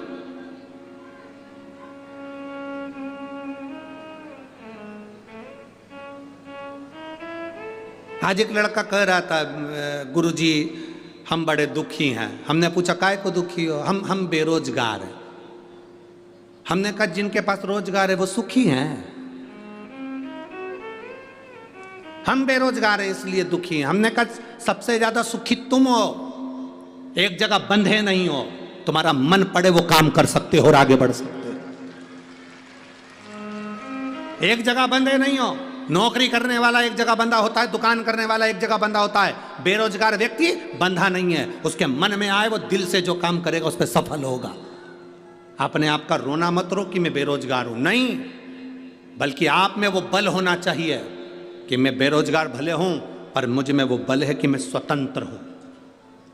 नौकरी वाला नौकरी में बंधा है, दुकान वाला दुकान में बंधा है, शोरूम वाला शोरूम में बंधा है। तुम बेरोजगार हो ना, तुम स्वतंत्र हो। स्वतंत्र हो तो तुम्हारा मन पड़े वो काम तुम कर सकते हो। बस तुम्हारे काम में तुम्हारी लगन होना चाहिए, तुम्हारी मेहनत होना चाहिए और तुम्हारा कर्म प्रबल होना चाहिए। तुम सक्सेस हो जाओ, सफल हो जाओ। हमेशा एक बात का रोना लेकर बैठ जाते हो, हम बेरोजगार हैं, बेरोजगार हैं। अरे तो क्या रोना, मेहनत करो, 50 काम कर सकते हो, एक जगह बंधे हुए नहीं हो, 50 काम कर सकते हो। आप भी स्वतंत्र हैं। जितने लोग आस्था चैनल पर कथा सुन रहे हैं, जितने फेसबुक यूट्यूब पर कथा सुन रहे हो, जितने भटिंडा की पवित्र भूमि पर, पंजाब की धरा पर, भूमि पर इस कथा को सुन रहे हैं, स्वतंत्र हो आप। आपका विश्वास अंदर से दृढ़ है तो आप शंकर के मंदिर जाइए। आपका विश्वास दृढ़ है तो शिव जी को एक लोटा जल चढ़ाइए। विश्वास नहीं है बिल्कुल मत जाओ। तुम्हारा विश्वास ही नहीं तो परमात्मा मिलेगा कैसे? 4 दिन चले गए, फिर बाद में कहा हमने तो गुरु जी के कहने पर करा था पर हमें तो कोई फायदा नहीं हुआ। जिनको हुआ उनके पर्चे ढेर सारे पड़े हुए, उनके पत्र ढेर सारे पड़े। विश्वास जागृत होना चाहिए, भरोसा। मानो तो मैं गंगा मां हूं, ना मानो तो बहता पानी।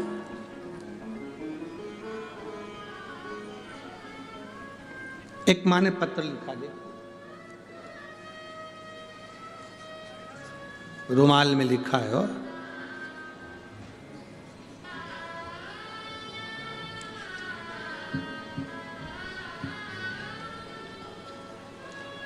भावना सोनी में गजसिंहपुर मंडी जिला श्री गंगानगर राजस्थान से आई हूँ। कहीं बैठी हो तो हाथ हिला सकती हैं। अगर कहीं बैठी हो, मेरा नाम भावना सोनी, मैं गजसिंहपुर मंडी जिला श्री गंगानगर राजस्थान से आई हूँ। मैं वर्णन करना चाहती हूँ गुरुदेव, मेरे यहाँ संतान नहीं थी कई सालों से, औलाद का सुख नहीं था मुझे। मेरा विश्वास भगवान पे टूट गया था। आपकी कथा टीवी पर आती थी तो मैं आपको भी हल्के में ही लेती थी। अब बताओ, इतने भारी व्यक्ति को हल्के में ले रही।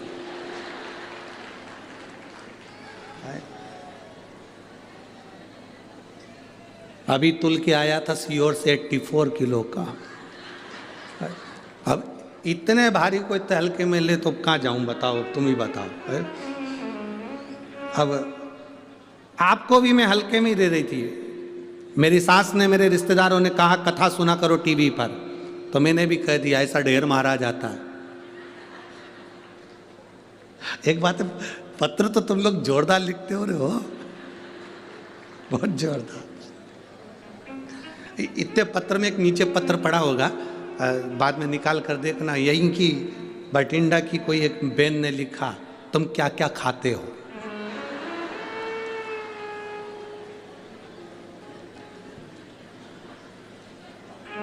अब उसको क्या बताए, तुम्हारे प्राण खा रहे, मंदिर जाओ, मंदिर जाओ, मंदिर जाओ। क्या क्या खाते हो, अभी कोई पूछने का प्रसंग है। मूंगफली खाते, सिंगदाना हो, रोटी खाते हैं ना।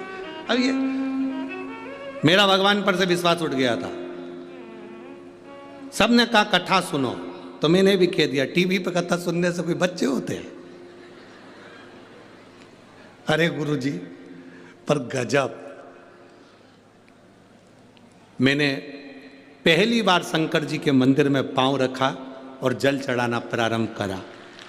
पहली बार शिव मंदिर में पांव रखा, जल चढ़ाना प्रारंभ करा और बाबा से कहा अगर तू सही में वो सीहोर वाले की सुनता है और तुझे अपने आप पर भरोसा कराना है तो मुझे औलाद दे देना। अब ये डराने गई थी कि जल चढ़ाने गई थी?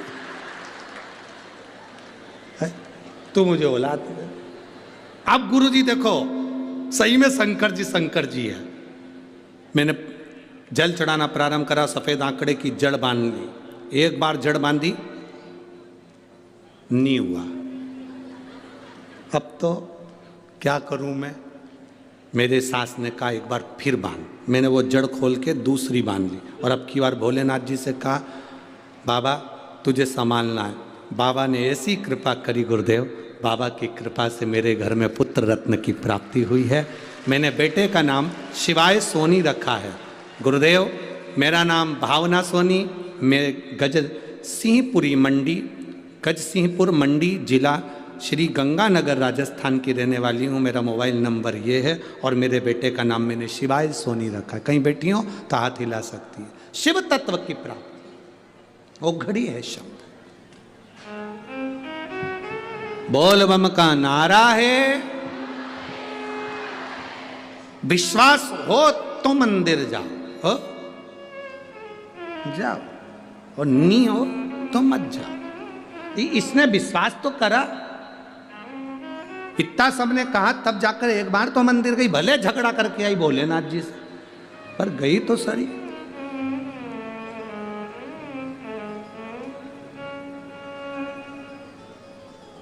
हमारा निवेदन है, पूरी दुनिया वजन के पीछे पड़ी है। जिसका वजन ज्यादा हो गया वो कम कर रहे हैं, जिसका कम हो गया वो ज़्यादा कर रहे हैं। हमारा निवेदन है, वजन कम ज़्यादा हो सकता है, कभी कभी भजन भी कम ज़्यादा करते रहा करो तो जीवन सार्थक हो जाए। वजन अपनी जगह, एक विश्वास के साथ परमात्मा के मंदिर जाइए, एक विश्वास के साथ भगवान के दरवाजे पर जाइए। सती मैया ने भरोसा नहीं करा भगवान शंकर के वचन पर, पार्वती जी भरोसा कर ली पूरा, सती मैया भरोसा नहीं करी। भगवान शंकर ने सती से कहा ये मेरे इष्ट देव हैं जिनकी मैं कथा सुनकर आ रहा हूं। सती मैया को भरोसा नहीं हुआ, भगवान अपनी पत्नी के लिए रो रहे हैं।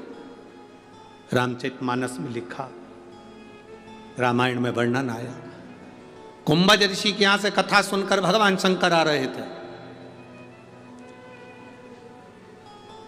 कुंभज ऋषि जब कथा सुनने के लिए कुंभज बाबा के यहाँ गए थे, अगस्त ऋषि के यहाँ गए थे, तो अगस्त ऋषि ने हाथ जोड़कर भगवान शंकर और सती को प्रणाम किया था। सती मैया को लगा कि कथा बाचने वाला हमको प्रणाम कर रहा है। सती मैया को यह नहीं मालूम कि कथा बाचने वाला कथा सुनने वाले को प्रणाम करता है। हम भी यहाँ आते हैं तो आपके हाथ जोड़ते हैं। बोलो जोड़ते कि नहीं जोड़ते? आपके हाथ जोड़ते क्यों? क्योंकि तुम सुनने वाले हो, हम बाचने वाले हैं। कथा बाचने वाले से बड़ा होता है कथा सुनने वाला। कथा बाचने वाले से बड़ा होता है कथा सुनने वाला, क्योंकि आप कथा सुनने के लिए आए हो, कथा श्रवण करने के लिए आए हो। और बाचने वाला और सुनने वाले में बहुत अंतर होता है। सुनने वाला कथा सुनने के लिए बैठता है तो जमीन पर बैठता है, और जो जमीन पर बैठता है, जिसके पास जमीन होती है, वो जमींदार कहलाता है। तो तुम सब जमींदार हो, जमीन पर बैठे। कथा वाचने वाला एक चौकी पर बैठता है, जमीन पर बैठे तो जमींदार कहला, और चौकी पर बैठे तो चौकीदार। अब जमींदार बड़ा कि चौकीदार बड़ा? बोलो बोलो, जम के बोलो जरा। जमींदार। जमींदार की मर्जी पड़ी, बैठा तो बैठा, नहीं तो चल दिया। चौकीदार कहाँ जाएगा? बैठे रहे।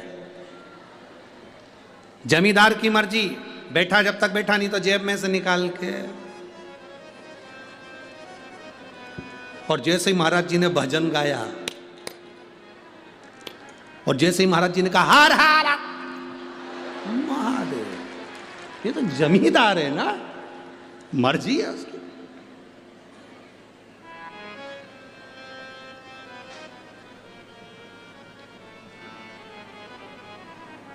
अरे भाई, शिव जी ने कहा कि हम जिसकी कथा सुनकर आ रहे हैं, ये वो है, हम जिसकी कथा सुनकर। और देखो, जमींदार और चौकीदार में एक अंतर होता है। चौकीदार एक कथाकार भी होता है जो भारत की सभ्यता संस्कृति की रक्षा करता है, धर्म की रक्षा करता है, वो भी चौकीदार है। और एक चौकीदार भारत की बॉर्डर पर बैठा हुआ है, वो राष्ट्र की भूमि की रक्षा कर रहा है, वो भी रक्षा कर रहा है। एक धर्म की रक्षा कर रहा है, एक भूमि की रक्षा कर रहा है।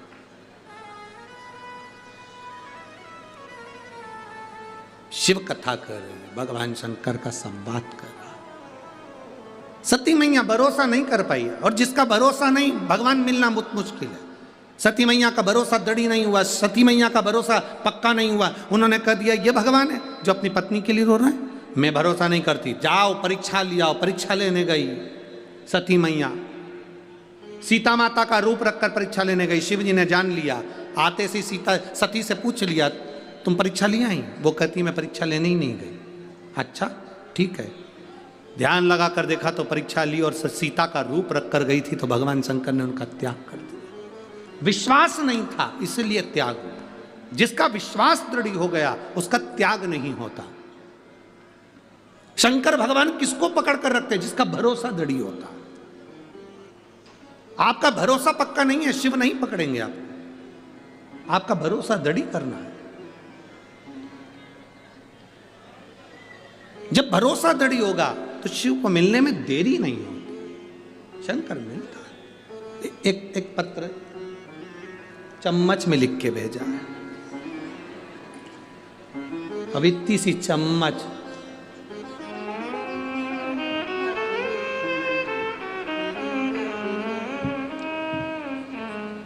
और पत्र में नाम तो केवल एक जरा सा लिखा है, और एड्रेस पूरा नहीं लिखा है, बस लिख दिया रेखा। अब खजन कितनी रेखा बैठी होगी, मुंबई वाली नहीं आ जाए। जिसने चम्मच भेजी है, अगर वो बैठी हो तो हाथ हिला देना, रेखा बैठी है। अच्छा दिख गई, हाथ हिला दो जीजी, धन्यवाद, प्रणाम। रेखा है गुरु जी, श्री शिवाय नमस्तुभ्यम। बाबा की कृपा का हम क्या गुणगान करें गुरुदेव, हमने बाबा से जो मांगा था मेरे बाबा ने वो दिया है।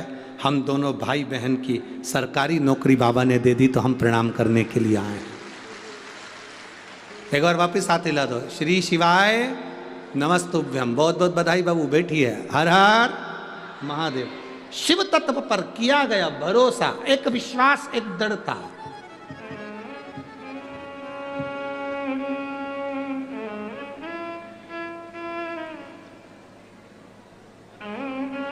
ये अपने भीतर की दृढ़ता होना चाहिए, उसके सहारे उसके भरोसे रहोगे तो जिंदगी की सार्थकता अपने आप सिद्ध हो, अपने आप।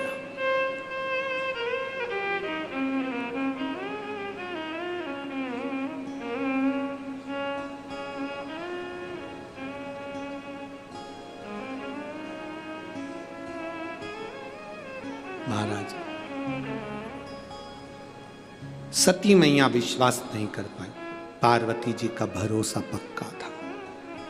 पार्वती जी का भरोसा पक्का था तो शिव उनको पति के रूप में मिले, साथ रहे। भगवान शंकर के कितने विवाह हो गए, जितने विवाह हुए सबके प्राण छूटे, पर पार्वती जी का प्राण नहीं छूटा। शिव जी के साथ अजर और अमर बनकर बैठी रहीं।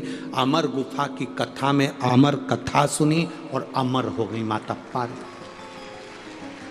विश्वास पक्का था इसलिए अमर हो गई, विश्वास पक्का नहीं होता तो नहीं हो पाता। भरोसा पक्का।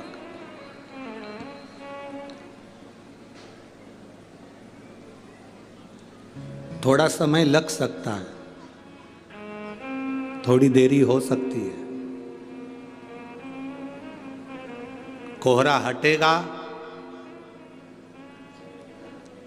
ट्रेन सही समय पर आ जाएगी। अभी जितनी भी ट्रेनें चल रही हैं सब 4 घंटा, 5 घंटा, 6 घंटा, 7 घंटा लेट चल रही है।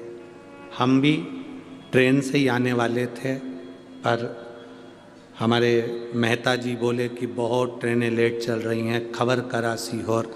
तो फिर हमने कहा कि पंढरपुर से चल रहे हैं तो एक काम करते यहीं से डायरेक्ट चले जाए। हम भी ट्रेन से आते, पर 4-5 घंटा लेट। तो पूछा, प्लेटफार्म पर खड़े हो, रेलवे स्टेशन पर खड़े हो, तुम्हें आवाज़ आती है ये ट्रेन निर्धारित समय से इतने घंटे लेट चल रही। कारण कोहरा है, कोहरा है तो ट्रेन लेट आ रही है।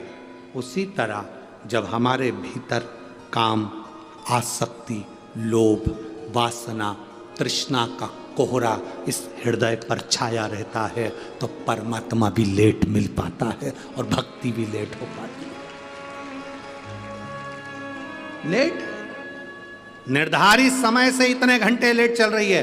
और जाने दो, इस प्रसंग से आप स्मरण नहीं कर सकते तो बाथरूम में रोज स्नान करते हो, रोज प्रतिदिन वॉशरूम में स्नान करते हो। अभी ठंड का समय चल रहा है, गर्म पानी से नहाते होगे, गर्म पानी से नहाते होगे, नहाने के बाद दर्पण में मुख देखते होगे तो दर्पण में भी भाप जम जाती है। गर्म पानी की भाप दर्पण में जम जाती है। मुंह दिखता है? जम के बोलो जरा। नहीं दिखता। कांच में मुख नहीं दिखता क्योंकि गर्म पानी की भाप जम गई। दर्पण, कांच क्लीन होगा, साफ होगा तो चेहरा दिखेगा। दर्पण पर भाप जमी होगी तो चेहरा नहीं दिखेगा। उसी तरह भीतर अगर अहंकार जमा होगा तो भोलेनाथ नहीं दिखेगा, शिव नहीं दिख सकता। अपने दर्पण को, अपने मन को क्लीन करोगे तब मुख देख सकोगे। अभी वॉशरूम में स्नान करते हो, ठंड का समय है, गर्म पानी से नहाते हो, पूरे कांच पर, पूरे दर्पण पर भाप जम जाती है, उसमें हमारा चेहरा नजर नहीं आता, हमारा चेहरा नहीं दिखता। अहंकार की भाप जमी है इस मन के सामने, आत्मा के सम्मुख में। जब निकलेगी तब तुम परमात्मा का दर्शन कर पाओ। भीतर से भाव समाप्त होना चाहिए तो परमात्मा मिलेगा, वरना परमात्मा मिलेगा कैसे? शिव प्राप्ति कैसे होगी? और फिर दुनिया कुछ भी कहे,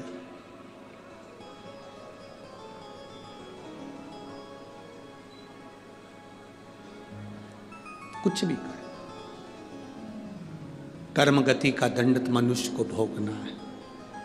सती मैया यज्ञ की अग्नि में कूद कर मरी थी तो उनको कोयल का जन्म मिला था।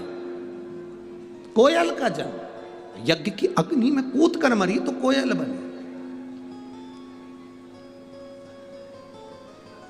कोयल की योनि से छूटी तब पार्वती बनी है। ऐसा कौन जो कर्म का भोग ना भोग पाए? आपको अगर जीवन में दुख मिल रहा है तो ये आपके कर्म का भोग है, और आपको जीवन में सुख मिल रहा है तो आपके कर्म का भोग है।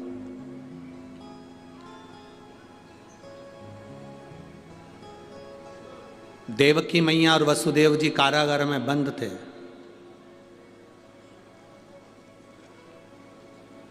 उनके पुत्र का नाम क्या है? जम के बोलो जरा, जम के बोलो, जम के। केवल कृष्ण की भगवान कृष्ण, जम के बोलो जरा, भगवान कृष्ण। देवकी और वसुदेव जी कारागार में बंद हैं और उनके पुत्र का नाम है भगवान कृष्ण। छुड़वाने के लिए कब गए? मथुरा कब गए थे? जब भगवान कृष्ण 14 वर्ष के हो गए थे। कितने साल के बाद गए? 14 वर्ष के बाद।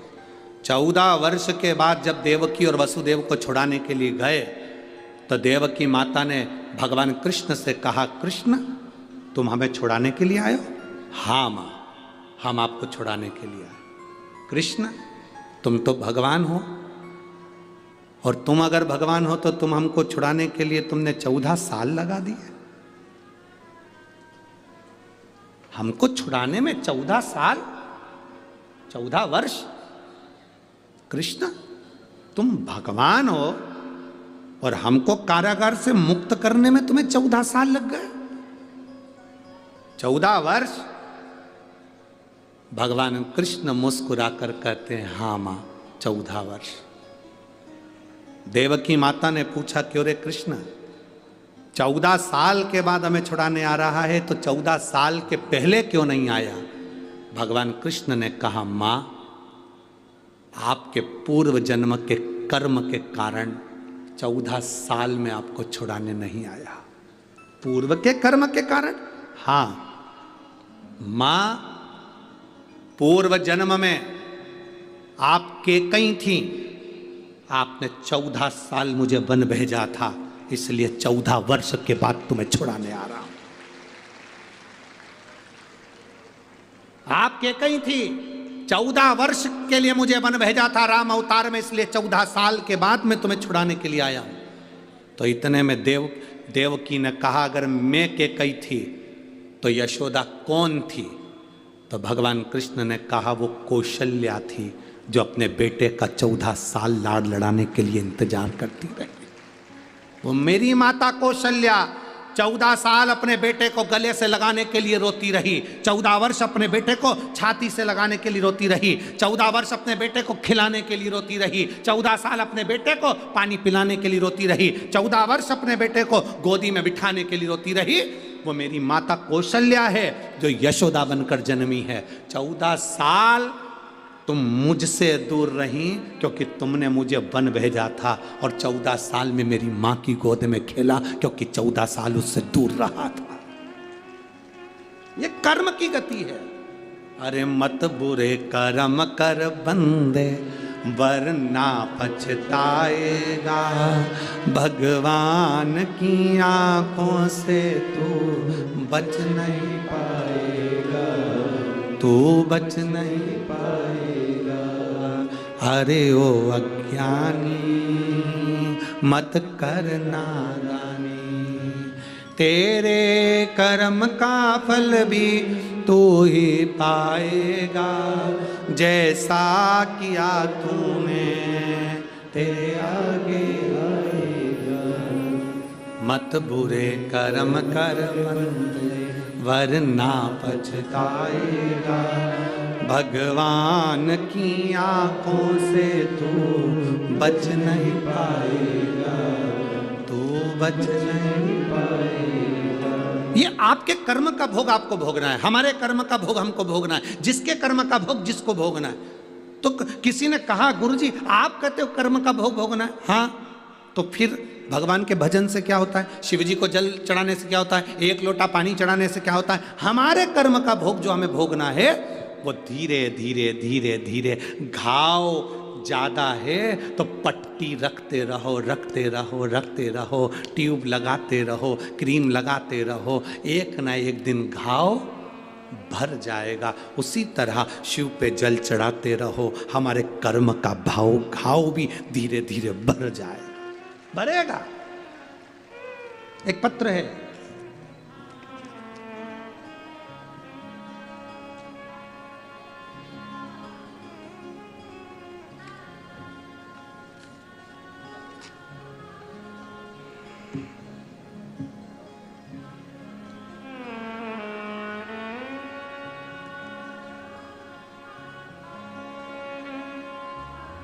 मेरा नाम मीना अशोक चौहान है, जलंधर CRPF से आई हूँ।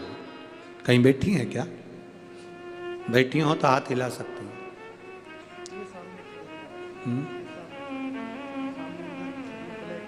हाथ हिलाओ दीदी एक बार।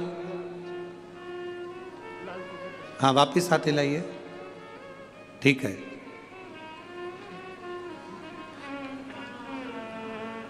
हाँ वापिस हाथ हिलाओ एक बार, ठीक है ठीक है दिख गया। मेरा नाम मीना अशोक चौहान है, जलंधर CRPF से आई हूँ। एक लोटे जल का मैं क्या वर्णन करूं, मेरा मोबाइल नंबर ये है गुरुदेव। गुरुजी मेरा बेटा 9 साल का है, 9 साल का है, मार्च के महीने में 2023 में वो 9 वर्ष का हो गया। जन्म से आज तक उसको तकलीफ रही साइनस की। दुनिया के लोगों को साइनस की बीमारी नासिका में होती है पर वो जल्दी ठीक हो जाती है, दवाई गोली लेते हैं ठीक हो जाती है। मेरे बेटे की साइनस उसके मस्तिष्क में पहुंच गई, उसके पूरे मस्तिष्क की नसों में कफ जम गया।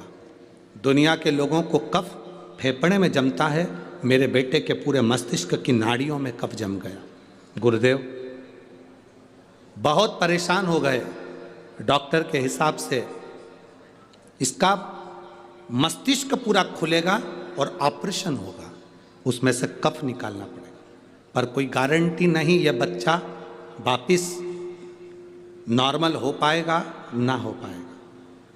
तभी मेरे बच्चे की नानी जी ने, मेरी माता ने मेरे बच्चे को अपने घर पर बुलवाया और उसको शिव जी के मंदिर पहुंचाना चालू कर दिया। एक लोटा जल लेकर शंकर जी के मंदिर में नानी लेकर जाती, नंदी के पास बिठाकर शंकर जी पे चढ़े हुए जल को नंदी के पास बिठाकर पिला देती। पूरे कॉलोनी के लोग मेरी माँ पर भी हंसते और मेरे बच्चे पर भी हंसते। बेलपत्री उठाकर मेरी माँ मेरे बच्चे को वहीं पर बैठकर खिला देती। कई लोगों ने कहा बेलपत्र तो ठंडी होती है और तुम्हारे बच्चे को साइनस की बीमारी है, अरे और बीमार पड़ जाएगा। लोगों ने डराया पर मेरी माँ ने मेरे शंकर पर भरोसा करा। गुरुदेव आज मैं बाबा को यहाँ प्रणाम करने के लिए आई हूँ। गुरुदेव बाबा बाबा है और मेरे बाबा ने मेरे बेटे को ऑपरेशन से बचा लिया। जब हमने दूसरी बार CT स्कैन कराया, जब वो अपनी नानी के घर से 15 दिन में वापस आया, CT स्कैन कराने के बाद मालूम पड़ा उसके सिर में जितना कफ था वो पूरा समाप्त हो चुका था। मैं बाबा को नमन करने के लिए आया। गुरुदेव बाबा बाबा है। बैठिए बहन। श्री शिवाय नमस्तुभ्यम। शिव तत्व है, आपका भरोसा दृढ़ होना चाहिए, आपका विश्वास पक्का होना चाहिए। दृढ़ होगा तो शिव मिलेगा।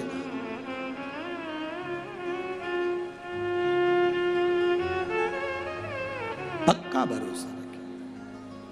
और हम तो बाबा के सहारे चलते हैं। ये शिव की भक्ति है, शिव औघड़ी है, शंकर औघड़ी। वो साधारण नहीं है मेरा बाबा।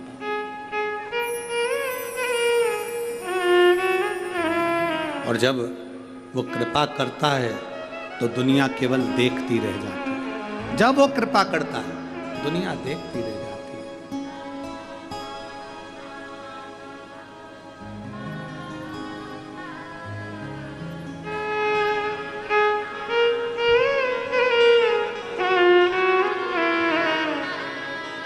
दुनिया वाले जलते हैं, दुनिया वाले जलते हैं, हम तो बाबा के सहारे चलते हैं, हम तो बाबा के भरोसे चलते हैं।